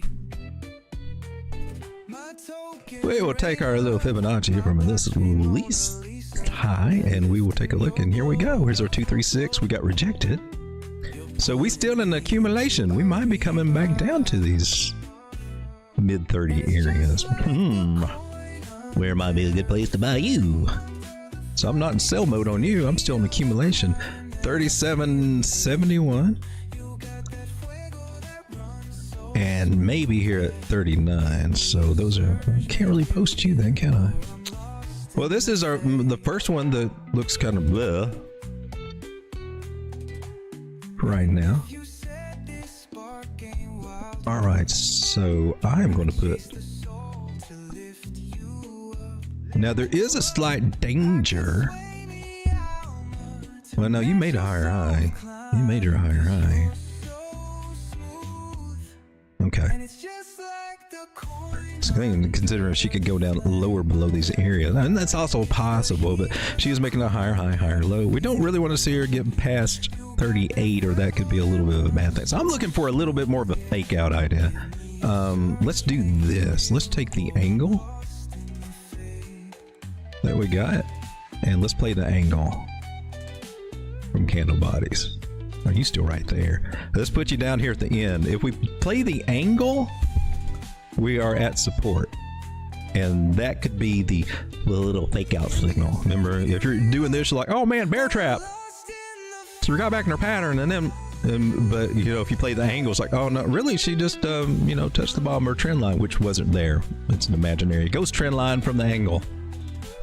Yeah, I'm getting a little WD GAN right there, which I love. So okay, now that does give us the target, so we would be looking at 44, which is not a huge gain, 10% gain. All right, so I'm going to entertain this idea. I'm not looking at the lose a trend line because I'm going with channel theory. Because with a possible buy here at 39.24, I'm still going to put that in.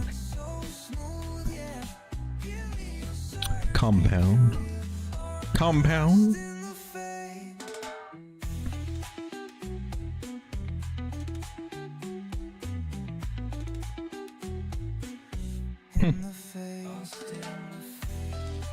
Let's see, the first target just sells at 44 and then 48, right? Let me change what I got here. 48.93 looks.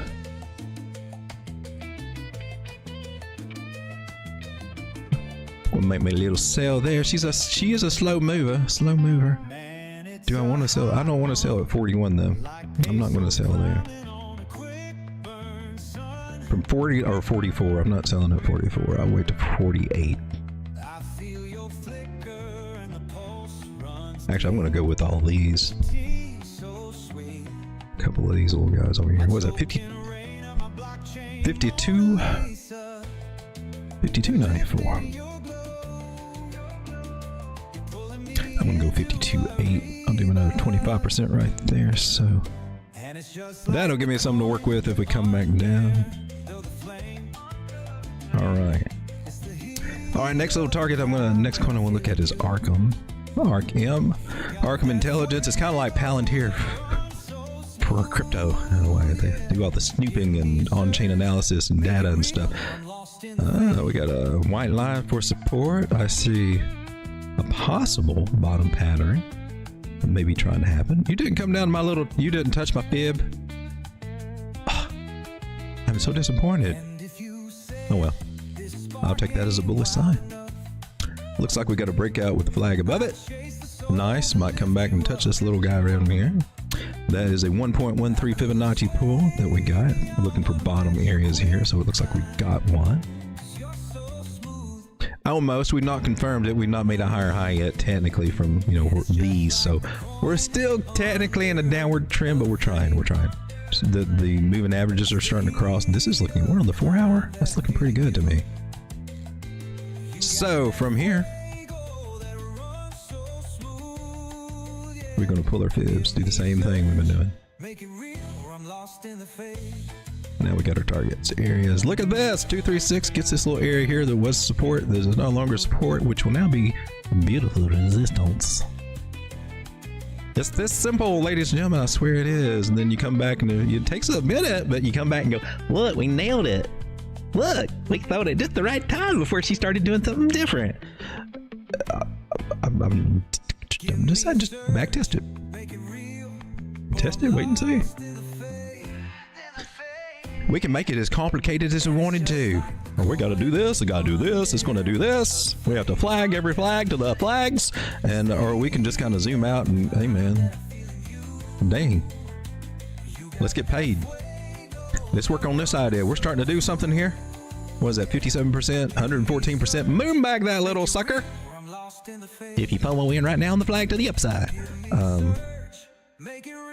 Now we can get local targets, but I'm on the 4 hour. This is where I want to get paid, right? I put $100 in and get $150 back. That's good. I don't want to put $100 in and get $10 back, $110. Ooh, yay. Look at 10%. I'm going to keep doing this 10 times a day. Bullshit. Let's go with the ones that matter. And that one matters right there at 94 cents. For real, for real. She's going to have to, more than likely, she will bounce above that one, to be honest with you. To be a little bit more precise. Look at this. Look at that, the stuffy through there. Now, the rule of the thumb on one of these big candles that just kind of drops like that is to come back to the 50% area of that little guy. Which is ironically right on target for R236. I want to point that out. If you're looking for this, it's a vector candle, ladies and gentlemen. I still got you on the fibs. My fib strategy still got you for all that, you know, all that convoluted stuff too. They do. The fibs are magical. The 0.5 area for that was right up here in our area. I just went and tightened it up to make her perfect. It's just a little bit below our 236 area. The 50% area, the vector candle. So that 94 cent area. But she could go above it. She could easily come back over through here. So we're going to take a fib from this guy right here. That prominent, last prominent high. We're going to do the same damn thing. Now, amazingly, can we go back to the previous idea we had here? High to low. Now I want you to look at this idea.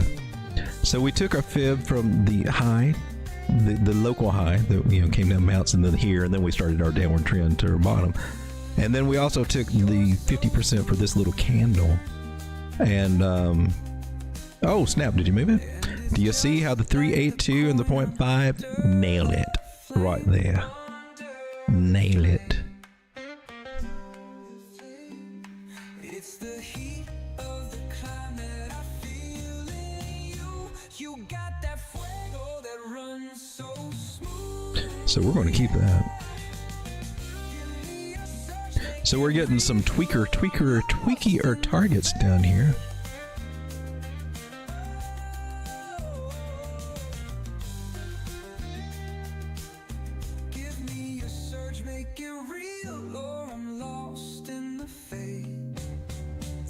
Let's get some of these fibs. Oh, did I get the wrong? Oh, I did the wrong one. It was you, not. No, wait a minute. You're the 0.5. Wait, which fib are we on here? I gotta. Okay, you were this one. Okay, and that's that one, and then this was this one for the bigger one. Yeah, we did something different here, so I don't want that target. I want that 382 because that's a 0.5 thing. That's a different thing. This one though, it needs to be here.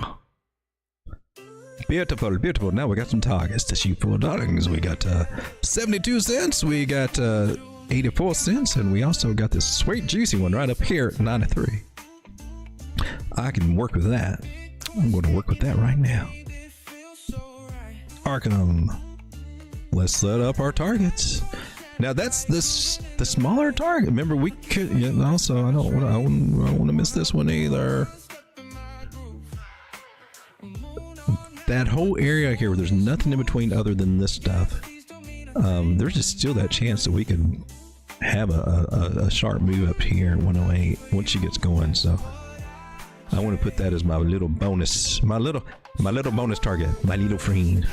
Say hello to my little friend, my little pay me good friend. If it is, she's on the table. We could get a nice strong move out of this, considering. And look, this is what she does when she wants to move, right? So this looks crazy now. It looks crazy right now. So, oh man, I can't imagine going to $1 from where we are now. It looks bullcrap right now until you did I pull that from? I pulled it from the bottom. Oh snap! I'm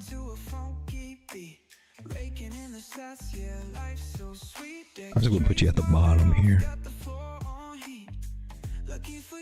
So these levels look kind of cool. I'm gonna put it down here. They look pretty legit. Like they can come and hit all these little target areas. It might look something just like this. And this would be the area where we would fight around with and stuff.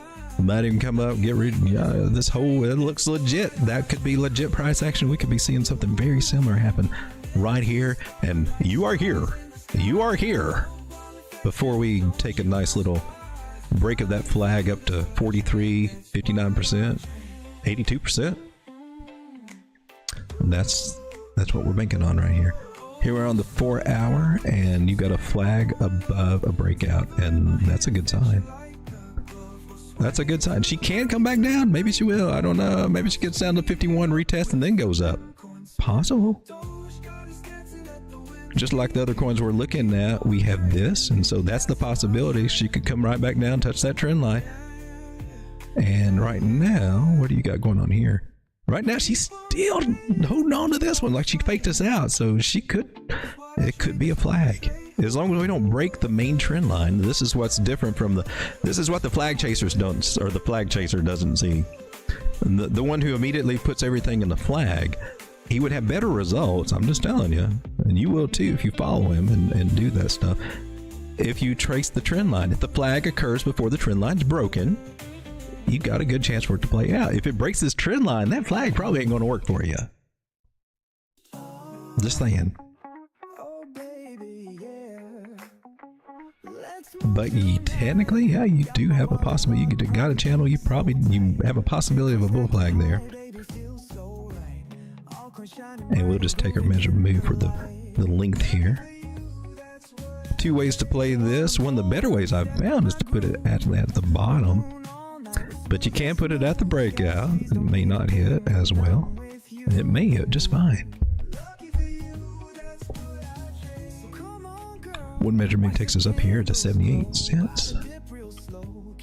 The projected breakout would be just a wee bit higher. One label these as measure moves.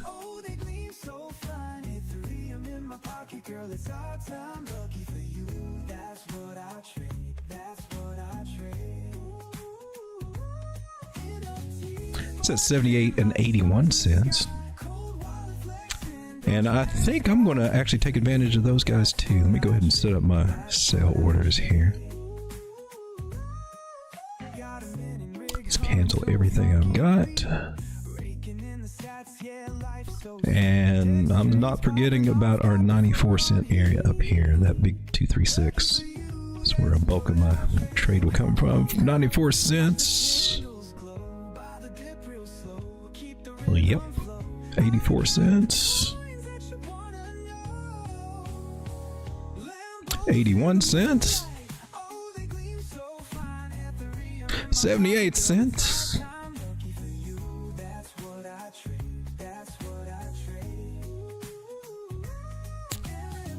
And then this little guy right below 72. I'm going to go 71.8. And there we go. We're set up. Baby. Should I buy some more now? Should I wait? Since,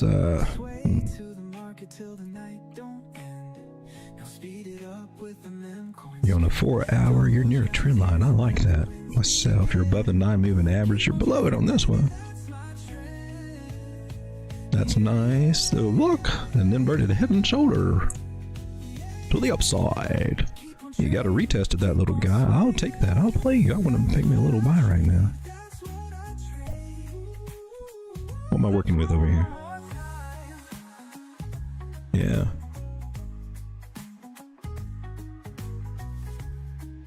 She's below the 9, so I'm front running that. I'm going more for the support signal.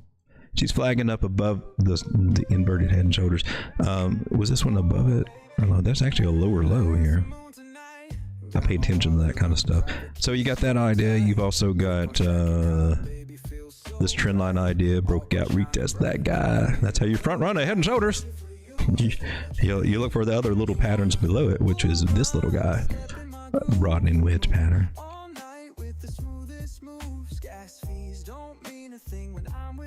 That breakout suggests that we can go up here to 61 cents from where we are right now. Still in this channel idea. It's not as apparent here on the 1 hour. Got to drag that down a little bit. So we still not got a technical breakout from this, so it'd be kind of front running it, but I front run sometimes. Not everything, but enough to. That looks pretty good. Let me come down smaller time frame and see how bearish we might be looking here. Smaller time frames. Are you looking bearish for me, ladies? Find that candle body. Find that candle body. Find. Oh shoot! No, I'm going. This is what I do. So, you know, 1 hump, 2 hump, maybe a 3 hump before we dump. But we're near a trend line. So rather than me going like, I'm going to wait till you break out of a fly, I'm looking at this bottom trend line. I'm saying, you're right here next to it. I can get very tight risk to reward ratio right here for wherever long that I'm going. Because my take on it is we break the trend line, trade is over. Tight stop loss below that. I can even go below this low over here. We can wick down, so I got to be careful about wicks. And if I got an intersecting trend line from something else, let me take my stop loss below that. And also, here you would say, well, it's below the 200 moving average. You can do that too. So I could get a really tight stop loss of 1% here.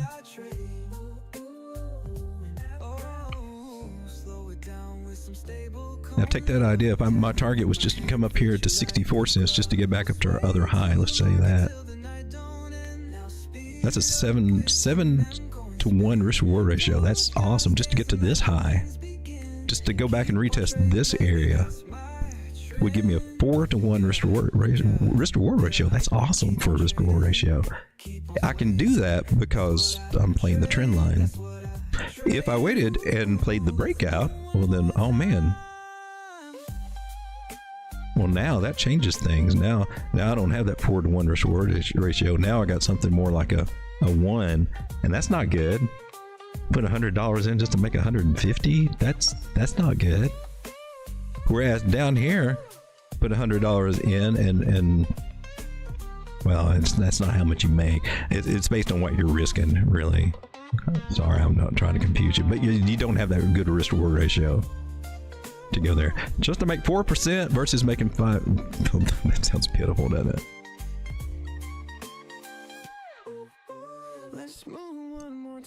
She's at a place where I'm comfortable taking a buy. It doesn't mean that everybody else would be.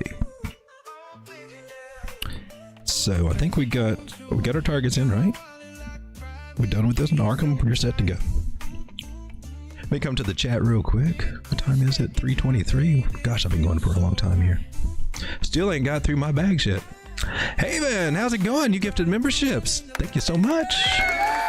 Bullfrog and Tia. I like that name. You received a membership. Hey, thank you for that. The first Lambos for tractors. That is true.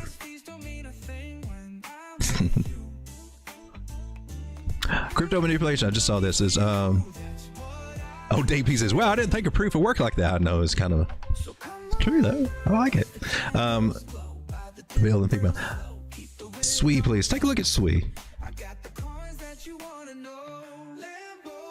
Oh, look at you, Swee. Is that an M top? Could be. What about the flag to the upside? It wasn't a flag to the upside. It was going to go to $4 today. Oh, man. You mean that flag didn't play out? Oh, them blame it on the market.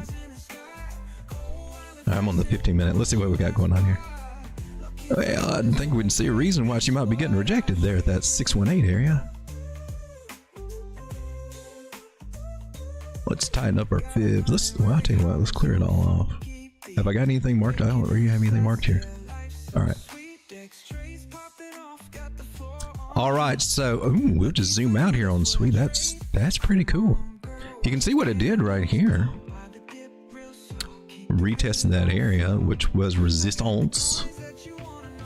Is resistance, and then now it's support. So baby, we're ready to rock and roll, darling. We're ready to rock and roll is what I'm saying. If you want to do the, I know this is crazy, but this is the rules in the game.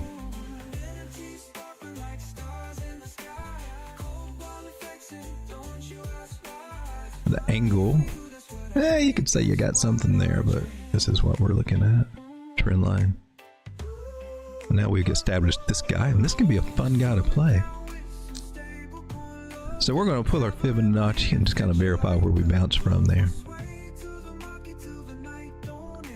Now, according to Elliott wave theory, this is not a 3-wave, because if this would be a 4, it touched this one. So that means this is a 1 and a 2, and then a big ass 3 could be a common. Not quite a 786 retracement, hung around a lot around the 618. You're going to make this a little tricky for me, but that's okay.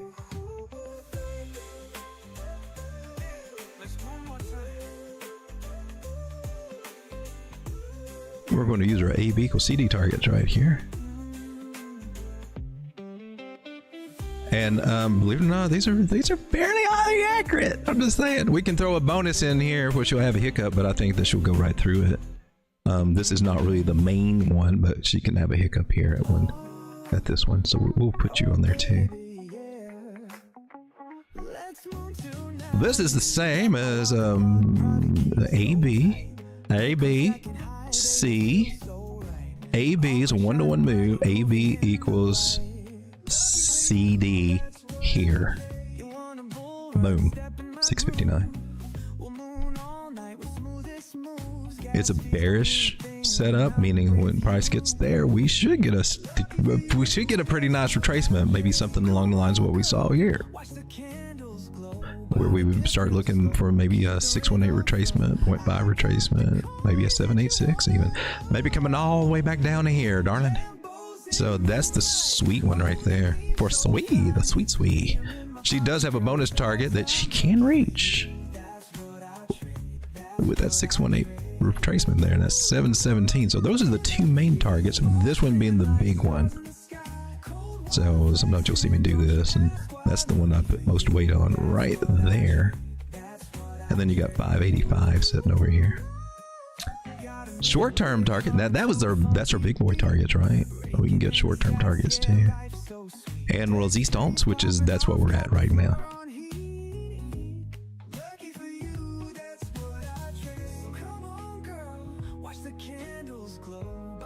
We're going to put you in a box. We'll put you in a box.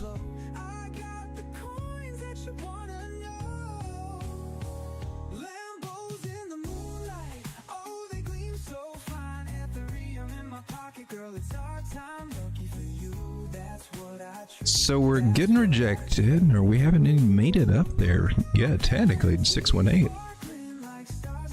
So that's a good higher target to go with. We might get rejected there, come back and retest this little double bottom and this little W pattern that we got here. The other two targets we want to look at is this little box right here. 786, 886. They don't always go to that 886, but when they do that, where they go to helps us figure out what their lower low is going to be. So that's why we kind of track all this stuff. Where we get that little reaction. You got the wrong color, man. So we're going to make another little box right here.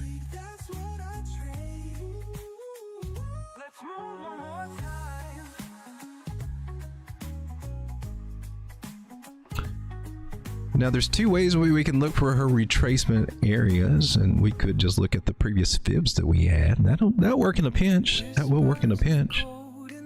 We'll mark them. It's best though if we can actually get a top. We don't know if we got the top yet, so that's why we're using these guys. But we can also use a few little tricks to kind of guesstimate a few little fib tricks here. So one of two ideas, that maybe that's our high. We're not going anywhere else, and it could be. Let's see how they line up with our other ideas here. 618, 382 areas, beautiful areas look for retracement. What if we don't know that? And we can just pull up to the 618 and then we can kind of project. We'll play the fibs off the fibs. And that lined up beautifully. Beautifully. I'm going with that.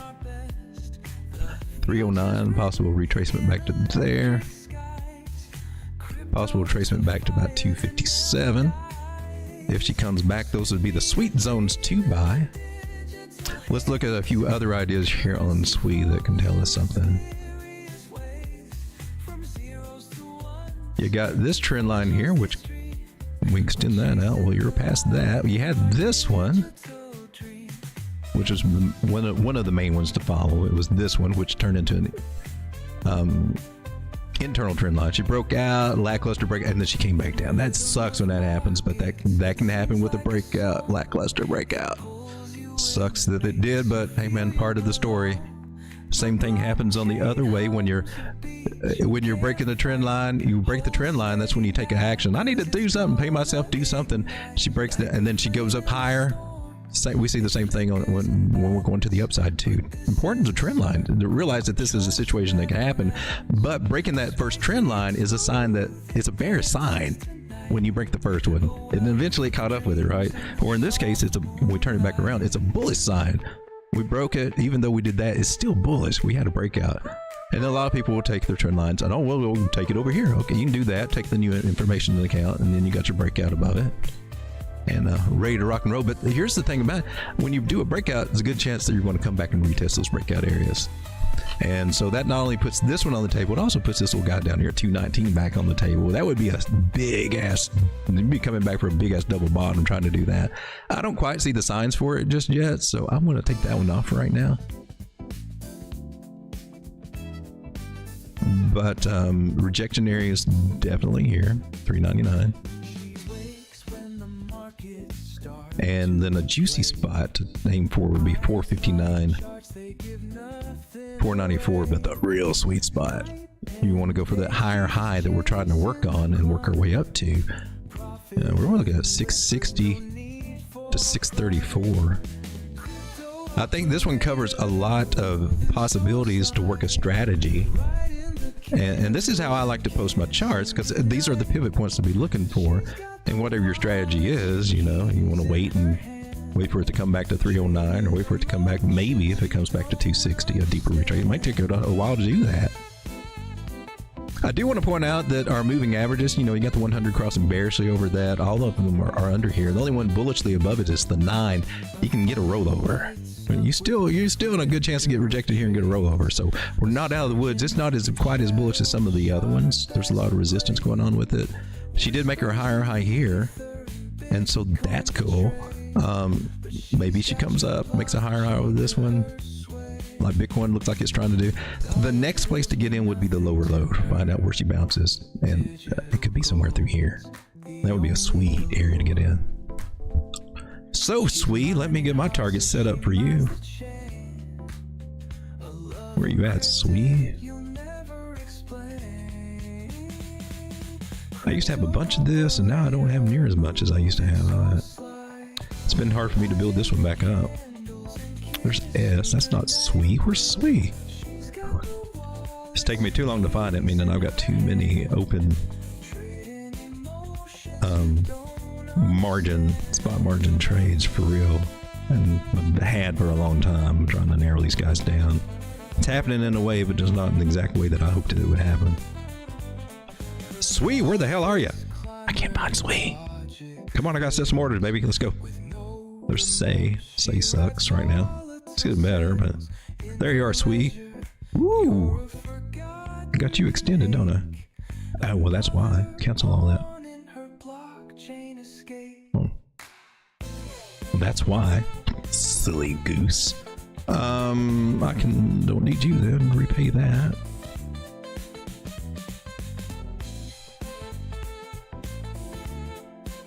You're not at a point where I really want to buy to get in. I'm on the daily. Let's go down to the 4 hour for Sweet and see what she's doing.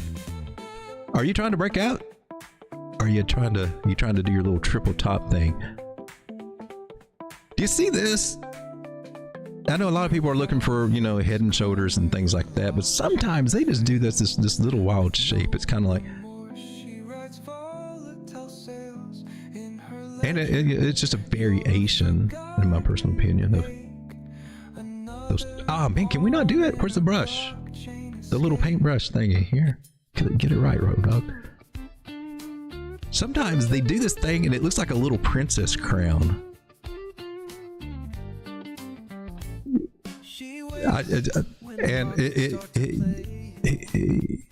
Usually we'll just keep an eye on it, but you know, it's just a different variation, different form, but sometimes you'll see that happen. And maybe, I don't know, maybe on a smaller time frame, maybe it doesn't. No, it looks nothing like a head and shoulders to me over here. Looks nothing like a head and shoulders to me. It does resemble a triple top idea though. They can be nasty. So the big thing is we got to get a higher high. If we don't do that, then this is a lower high, meaning, oh crap, lower lows soon to follow. So she may be topped out. She may be topping out now, or she may be trying to get up here just a wee little bit. So we just got to keep our eye on this one. Definitely accumulation as all these moving averages are starting to come up and wrap around each other here on the bigger time frames. Usually by the time it happens on the 1 hour, when the 200 moving average comes up and it meets price, that's usually where you will see a reaction. They'll figure out, that's usually where, when you see this accumulation, that's usually where it will make up its mind. What I've seen on most of these assets, when the 1 hour accumulation gets up, when the 200 moving average starts coming up here to wrap around in the little range, it will decide, am I going to keep the 200 or am I going to drop it and go bearish? And then we'll see if it's going to pop or drop. So Sui is being quite tricky right now. You got no clear breakout. I mean, this is what you were looking at before, right? I mean, if you draw your trend lines as best you can, you had something like this. You could be looking at that as a bear trap, and this would be good, and driving this up. That's one idea to consider when it comes to the pattern trading support and all that. That could be what we're doing right now. I hope so. That would give me a target here at 397, which I need to put in right now. Come on, Sweet. Let's start taking some profits on you. Do I need to short you? Do I need to borrow some more Sweet? I want to borrow some more Sweet. How many can I borrow? Ooh, that's borrowing a lot.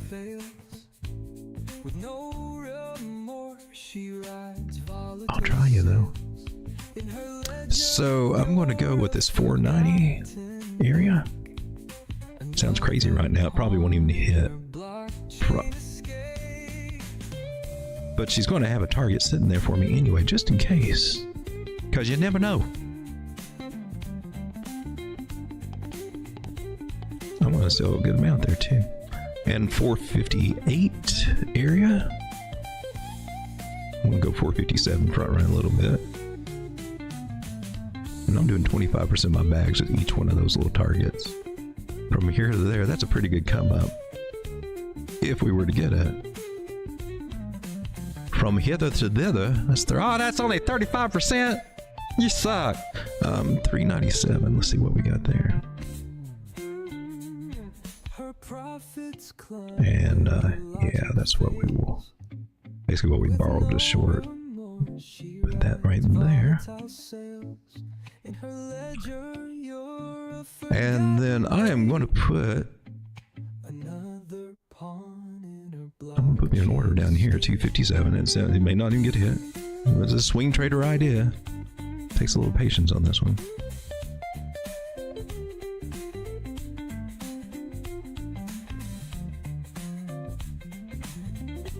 especially if we do come up and hit this one, I definitely do want to make sure I have a target there.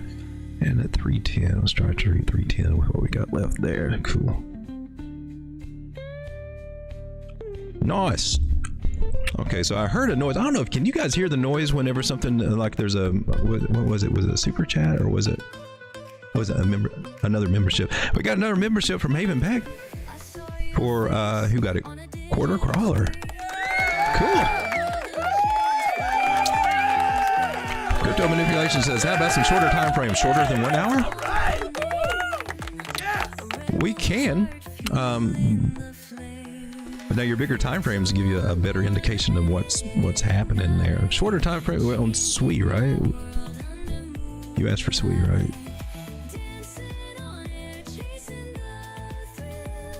Oh crap, we got another one.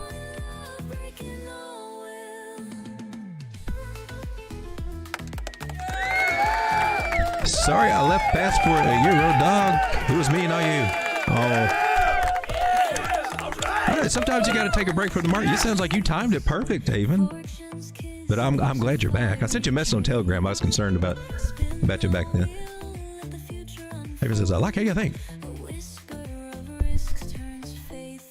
Haven says, I need to buy more Bonk, but please don't tell anyone. It's embarrassing. Bonk has been doing okay. Beyond the Illusions, thoughts about ZBCN. They're making moves behind the scenes. I don't know. I took a market down. I'm making notes. So a smaller time frame, if you're asking, this is kind of a smaller time frame to me, but I get down there too. You're just going to see more of the noise of it. And so it's the same thing. All these moving averages are coming up and they're going to make a decision here. Now, here on the short, smaller time frame, I got my 800, my 600, 300, and all that. They're all coming up here. It's still telling me the same thing. At best, smaller time frame. I mean, if you wanted to do something like that, you got 1 touch, 2, 3 touches. Technically, you got a line there. You got a lot more here. Smaller time frames tell us she might be coming back to 355 from 368 for an entry if she bounces off of there, and then we're still looking at 397. If we wanted to apply our fibs over here and get some juicy fib targets, they're also saying the same damn thing, same exact thing. 394 technically. I'll move you down a little bit. Higher high there, or possibly right here. Little bonus target for you right there at 402.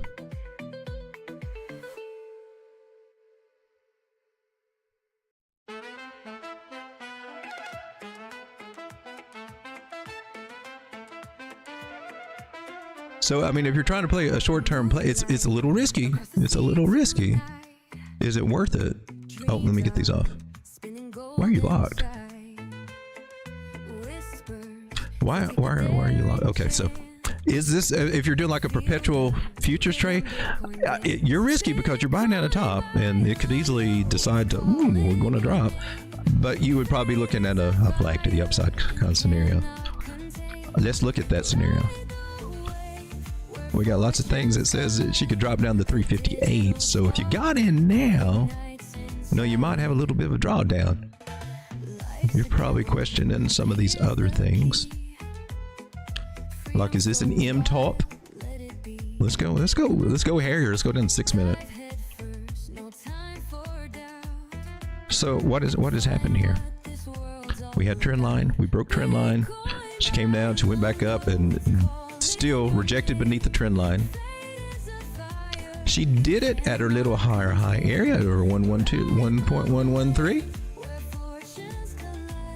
And that means, baby, we need to take a little breather. We got to take a little break. My personal opinion.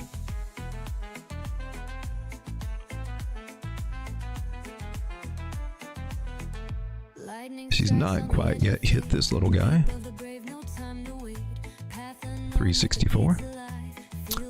So I'll be looking for that one. I see a lot of, I think it's a 618, 358. I want to paint all these guys gray. Except for you. Now I'll paint you green. So we're just doing a little bit of analysis on smaller time frame. Smaller time frame. Some usually people are playing futures. And it's a little risky. So if you're looking for a flag idea, she's not making the greatest flags.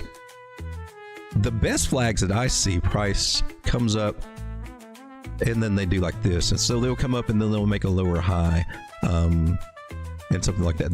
We're not really looking at them doing something like this. And then, you know, although a lot of people, they'll force that into a flag pattern. They're quick to do that, right? Look, it's a flag to the upside. And we'll just, or pull willy-nilly from however you want to do it. You can do that as long as you got 2 touches on one side, 3 on another. You got a valid pattern, so it's valid. Period. Whether your neighbor agrees with it or somebody else sees something different, you're good. You can play that. That's the rules of pattern trading, and that would qualify. You can do that. My take on is it when it comes to looking at these things. I think looking at how they start, taking that into account, and you see this is what we had a channel. It broke. It has a measured move. And we could go lower with that measured move, or maybe we're not going to touch it at all, because they're you know, they're not the most perfect measured moves, but and there's a little subjectivity to some of this, but basically your channel width and channel height is there. Putting it at the breakout. So we're in the area where we could bounce, and we may come lower. It's suggesting that we will by the moving averages. I'm just saying. You see how price is below the 100? That's a pretty deep one to, even on the 6-minute time frame, that's a pretty steep one to get below. And if this 50 crosses over that, that's going to help pull us down to these areas. So we could actually see this little measure move get hit about 362 if you want to go with the measure move. So we're getting into some more finessing of for like perpetual futures traders. So my personal opinion, you're not in a flag, but the way that I take this is that we do this. And if we break out of here, and then we got something going on. If we break out of here and we start getting bullish, we can come back above here. Okay, now after that, I will take this line, go from this bottom, and then we'll keep it over here, and now we got something else. Now this can be cool. Now while everybody else is looking for a flag, and maybe they're doing a little flag post and doing something like that, if you're doing it this, you can automatically see it's wide open. This is a killer path. I love these little guys because the whole open space, all left field, right field, and all that just opens up. Left field or right field? It'll be left. All left field just opens up wide before us, and then we can get some really good moves. Just using Fibonacci strategies and things like that. Or you can go with their measure move, but we start looking at these areas about 381 if we can get a break up to the upside from this. So that's kind of cool. But we still got some things to confirm before that happens, right?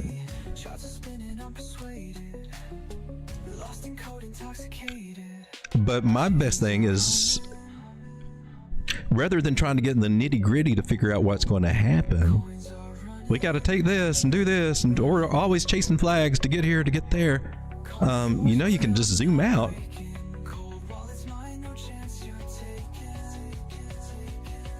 And then you can get it much easier, I think, which is this way. And that's where we get this guy. 394 area right there. 396 right in there, and our other target.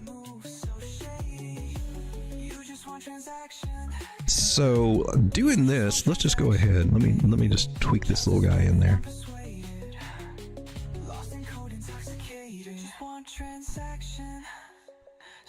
This little guy, she may go through this one.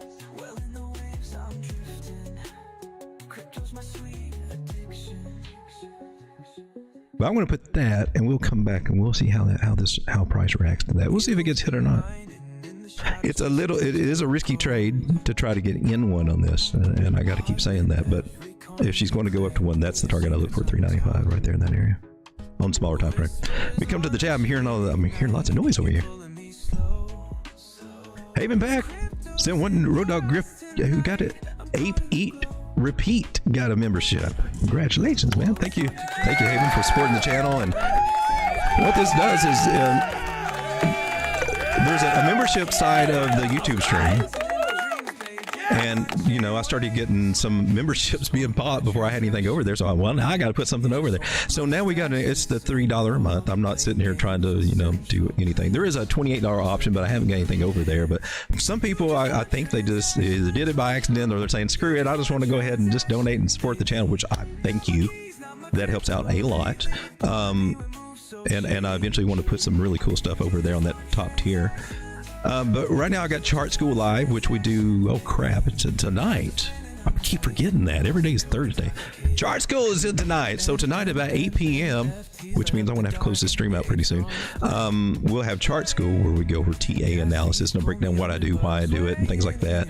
Ask questions, and we go over, you know, just trading in general and you know, technical analysis. And it's a teaching thing, Chart School. And I think we're on lesson 12 for the live series. And then there's also the Chart School videos that I did a couple of years ago that are over there too, just to add value to that. So this is a risky trade setup, I'm just saying, but let's see. The thing to look for would be breaking above this and getting above that. See, the 9 moving average is my little trigger in a situation like this. And what I'm on the 24 minute for some whatever reason. We're above it here, but it's below the 21. So there's things to consider on that. We're above the 9. That's not safe enough for me to enter here because it's below the 21. That means it can give it back. But we see the 9 cross at 21. That on this situation, that could be a trigger if I wanted to front run this. You don't recommend it. But ideally, you would wait till you actually close a candle above this and you're above the 9. 9's cross the 21. And you should be ready to see some bigger action. Ichimoku Cloud likes this setup on the 6 minute. I'm just saying. So there might be some hope there. And we got a bottom of a trend line. I'm seeing some good, it's taking some of the risk. It's still a risky trade, but it's showing some nice possibles that you might want to go up. Oh my gosh, we got another one. It hadn't even showed up yet. Beyond the Illusion. Thank you so much, Haven. I appreciate that. Let's see, we had a request for ZBCN. I think I'll do that one. And I may have to come back and finish going through some of these things. I'll probably do this again tomorrow because, like I said, I'm actually working through all my coins. That I'm setting up my trades with what we're doing right here. Because I've had something else there, and we got new information in today. Bitcoin is being kind of bullish. She got above her 618, so she's officially bullish now. And we need to take advantage of it. We got to ride it. Havens, welcome. Oh, Haven, you joined my 28 the riding shotgun thing. So thank you, my man. That really does help out the channel. It does. I appreciate that. Thank you for that, my man. I'm going to give you. I giveth you fireworks. Woo! We got fireworks. Whoa! Woohoo! Why are the fireworks above my characters, though? That shouldn't happen. Do I need to bump you up a little bit? Oh, no. I gotta try my fireworks out again. Do the fireworks? Did this solve the problem? Or is it behind my people now? Nope. Nope. Nope. Definitely not. Nope. Nope. I don't know how I got you in there. Oh, maybe. Oh, well, we'll figure that stuff out later. All right, let's take a look at ZBCN. ZBEC Network. Oh, you down? What's up with you? I'm on the 6 minute. Don't trip.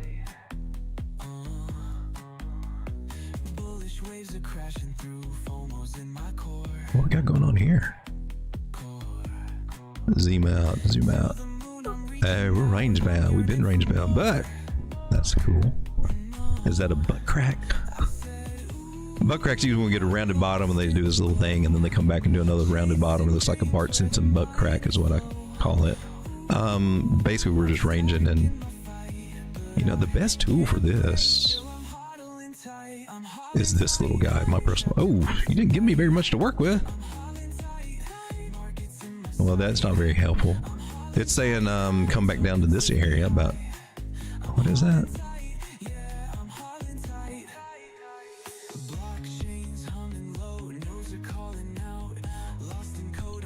Let's get rid of that guy and let's do what we do.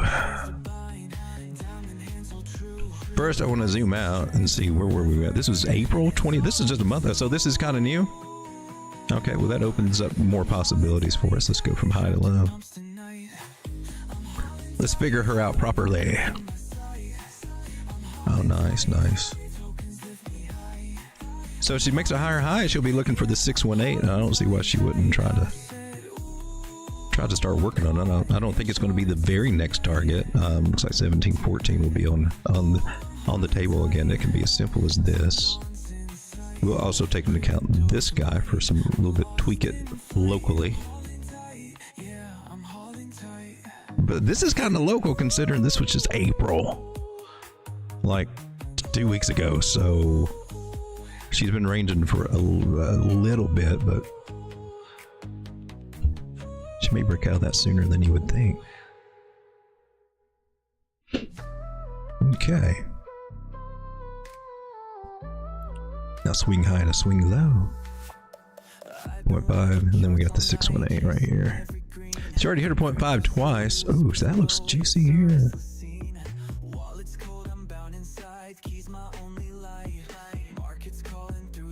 So we're going to look for a higher high right up here in this area.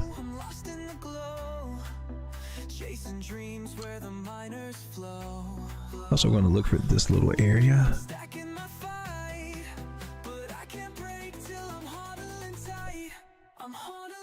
I feel like I just heard this song.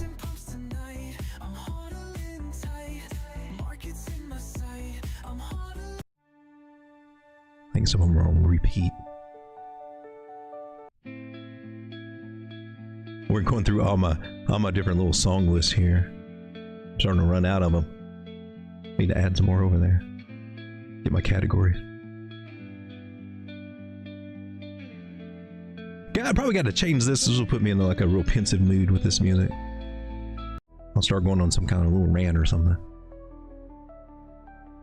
So ZBCN, this one's going to be one to contend with right here. If we can get a higher high, we'll be looking at that 0.0015 short term. And she might have to. She's not getting very much past these areas here. She's not getting very much past them. That would be definitely a higher high. And she may be more likely to come down here before she goes up there. Next little guy is 17.6, 18. Short term. But considering where we were just 2 weeks ago, it's worth holding out for a bigger idea, because this is what I think that you might see going on. I would hold out for these guys, or make sure that you hold out some for these guys at 0.002.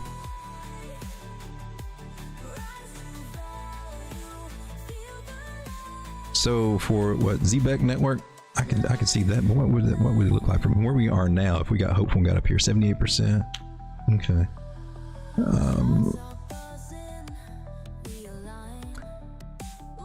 I just see a lot of ranging at the moment. She's trying. Let's go to the 4 hour. 4 hour, that's nice. That's good. That's looking good. Now we got trend line. You're above it. Trying to lower low so far. 1, 2. This could be their third dump and then come back down. So these areas are still on the table there, but it could also be working on its way to come up here. So I want to keep those targets. I think I'm cool with these little short-term targets. It looks like she's trying to get there, but eventually she's got to get up to a higher high, and then that's where we start getting these other guys in. So take a snapshot of those targets right there. I think you can see them.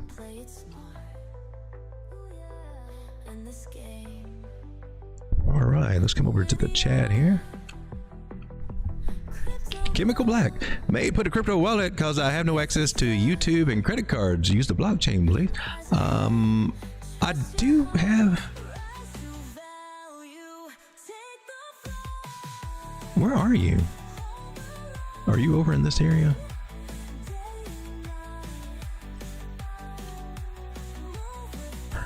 I've got one of those. I'll probably have to dig her out. I'm gonna do that on my end screen. I appreciate that though. Yeah, you're right. I need to have that easy accessible. I used to have a little Bitcoin address out here. I need to find that again. Haven ZPN is building infrastructure supporting real-world assets and DeepIn. They made partnerships with some big shots. Did they? Okay. I have high hopes. Check them out. Well, that's the interesting. Keep our eyes on that one. Maybe we'll add this one over here to the watch list. This is add. No, not add alert. Come on now. You used to be over here. Why are you not here anymore? Or am I missing it? Trade, paste, copy, reset. No. Do you not give me those options anymore?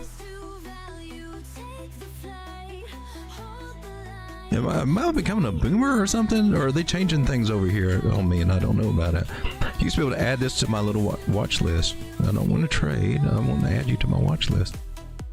Weird. I feel like I'm in a different universe now. Okay. Can you do it over here now? No. Weird. Usually I could just left click and you could just add it to your... I'm not missing you. Huh. Weird. Okay. Come back to the chat here. Look, I got a gun now. Wow. It says, I don't even know why you're apologizing. I have enough trouble just trading like a single coin at a time. Sometimes you run a whole show with music and dancing in jackets. What? I mean, having trouble just trading. Sometimes you run a whole show with music and dancing jacket. It's still a trade. Not understanding the context of that, but is the music distracting? That's probably something I need to know. You guys find the music distracting? Is it too loud? Does it need to be turned down some? I'm just curious.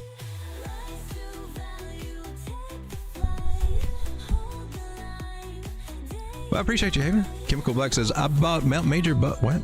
Bought $2 supporting at 2.4. I think I'm missing out on some of this. Coming back to the chat here. All right, guys. So I've been going for about 3 hours, and I do have chart skill tonight, and then again our normal video late night crypto with Road Dog at 10:30 ish. It may be running a little bit late tonight because of chart skill. I don't know. We'll have to see how that goes. So I guess Thursday's a full day. I didn't know that. I didn't realize that. We've been going for 3 hours looking at a bunch of altcoins, and I've been going to basically just reorganize my portfolio. You guys got to hang out with me and see how. I mean, I'm doing exactly what I do with my fibs. Those are my targets. We just wait for them to hit. Swing trading, mortgage. That's a bulk of what I'm doing. And then of course, you know, I also got my little degen accounts over here, which I didn't check on them. Hey, are you still shorting? I was doing some shorting over here on. Are they still up? And they got stopped out. I got my stops in profit for them, but a lot of my shorts are still in. They're tiny. This is a tiny account. You're losing. Why are you going down? 211. You should be up. And this Voxel short has been the biggest, the best one I've had lately. Are you still, what are you doing, Voxel? Are you coming down or what? Are we still shorting you or what? Yeah, that looks like that could be a little bullish there. I'm going to take just a wee bit more profit out of my Voxel because it's the one that's up the most. It's a small trade, a $3 trade, and I've already taken $9 I had profit out of it. I'm up 225% now for what I got in, and there's $7 there, so I'm going to close about 25% of you. That's going to give me another $2, and now my trade is only a $2.65 trade. Wow, if it only been a $100 trade, I didn't have the conviction to do that on that one. Not even set up for that. That'd be kind of risky on this small account. It's hard to draw a small account, but I'm kind of miffed because one of them got me last night. It was a cookie trade. I found that out. It got me for $16. Somebody forgot or didn't set the stop loss last night before they went to bed. Sean? But most of my stuff is over on CoinX, and that's the stuff that we've been doing over there, my bigger trades, trying to play them. Guys, thanks for hanging out with me. Uh-oh, wait a minute. Let's see. We got some comments here. We ask questions and have a delay, and then we get responses. Let's make sure. Hey, it says, no, it's not distracting at all. You're like You're like a whole show, Road Dog, and you still have trades going on. I love it. Oh, okay. Thank you, my man. Fall, Biddy, fall. What is she falling? This is the whole reason for me doing my show is because we broke up over 618. We're still, okay, this is still a bearish pattern. Okay, it's still a rising channel. They're bearish, and we're still within the range of here. It can still come down, but the Ichimoku, there's a lot of things saying we want to try to go up here to 102. So I'm not going to fight with it. The biggest thing I was talking about in my stream last night was, we're beneath this area, and I don't feel comfortable, saying let's go in, let's start doing until we confirm above this area, because it could have easily rolled over. It can still technically roll over. We'll keep our eyes open, but it doing this is kind of a big deal, and we're edging to try to take out this guy at 99. So we're looking at 100,000, possibly up to 102,000 coming for Bitcoin. And they may try to do it over the weekend, or maybe they'll do it tomorrow and then play with us over the weekend, dump us on Sunday. Who knows what they're going to do? All I know is that we got trend lines we can follow. And we got a little bit of a deviation from that right here. That's bullish. And that could be setting us up. So rather than me looking for little flags and stuff, I'm looking at the old trend, and that little deviation says a lot. That could be the very first start, and I can't believe I'm saying that right now, but it could be the very first start of a parabolic move. And we've talked about the possibility of break here. Maybe she can come up and target this high for a higher high. That's bullish as that's almost dream boy talk, that we would come up here and then make our higher low. Maybe we are, though. I don't know. We can only take it step by step and see. She's already, I was looking for her to roll over here and go for a higher low, or go a little bit over here. She said, screw you, Road Dog, I'm going higher. So I'm looking, well, are you going to do it here? And so we're going to have to take all these areas and kind of see what she's doing. But the next, after we get our higher high in and confirm, hey man, we're not on this downward trend anymore. Now we're starting to trend to the upside. This was the downtrend. Now we're going to start doing this in the other direction. Eventually we are going to break above there. Especially when we do the next higher low from that one, you want to make sure you're in. But I'm also trying to catch any other ones that we get here. I'm trying to catch our next big higher low, because those are going to be the juicy ones to get in to really build your bags and make the best gain. So rather than chasing the price as it goes up, I'm trying to take some profits and then catch it on that next higher low, because there'll be a good one. There'll be a correction come from this, and if you're on the right side of it, still on the wrong side of it, that really, I think, will set the pace for the next 6-8 months of this. And we're in the bull market, bull run. It looks like May is shaping up to be good. Summers usually suck. And then it's starting to look like this fall, August, September, October, November, like that's really, we're going to get the real meat of this move. So we want to make sure that we're in good positions, especially for that time. And so I think over the summer, we'll have some good opportunities to also to build some bags on some good coins too. As long as we remember to take profits as it's going up. Otherwise, you get stuck on the lows with no money to spend, and you just have to sit there and twiddle your thumbs and I hope it goes up. Maybe we'll get back in. Maybe we'll go back up. We want to see numbers go up constantly, and it's tricky. It's tricky. Because it's usually at the point of time when it's the very best time to get in. There's a couple of things going on. One, you're too scared. You don't know. You think it's going to go lower. Two, you spent all your money DCAing in, or you tied up, you wrote it down, and now even if you're on margin or something like that, you can't borrow as much money to get in, and you're just kind of stuck, a rock in a hard place, no money to really take advantage of it. And the only way that you can get out of those habits is to make sure you're taking profit and enough of it. And it's hard. It's hard. It's hard to make sure you got all that dry powder or liquidity or capital available to take. Even if you got the balls to do it, you may not have the funds. And if you have the funds, you may not have the balls to do it. It's kind of those two things you're working with right there at these low lows. But that's usually buying the dips that make you sick, is what one of my mentors said. And I agree with that. And Rothschild said, "Buy when there's blood on the streets."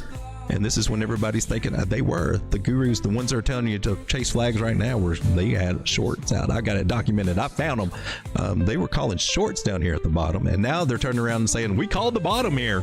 We called the bottom. We called it here." And no, whether it's hindsight or not, but I got it pictures. I got them calls. They were calling down to something crazy. Big old short right here at the very bottom. Telling a different tune now, though. But you know, they make money on selling you a trading group for $99 a month, so it doesn't do them very good to say, "Oh, we missed that bottom. I went short. I was wrong." You ain't gonna hear that from those guys. All right, guys, I had to bitch there a little bit. It always comes out. I don't know why, but it does. Thanks for hanging out. I'll see you guys on Chart School tonight and then the stream tonight, and we'll go over some more altcoins and stuff. I appreciate it. Thank you for all the support. Haven, thank you for the memberships. Do that again. And I got to go to that end screen. I've been going for 3 hours. Might be a new record for me. See you guys. Thank you. Well, I've got to trade tonight. Ooh, yeah. Asia's moon is burning bright. Hey, one more dip across the sea. Look at that chicken. That chicken can drop it like it hot. That chicken make me want to lick my fingers right now. Maybe lick a few other things. Put some butter on you. Lay lemon pepper on you. Rub it in right there. Yeah. Woo, baby. They can get hot with you, baby. Get you cooking. You looking good. Have you dripping in them juices all over my fingertips? Just falling down the sides of my mouth. Ooh, see my teeth into that rear end right there. Them chicken thighs calling my name. Ooh, them wings flapping.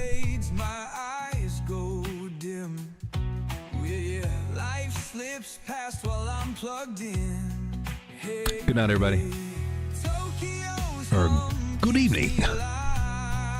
There's like a little dog wave, and that's the clue.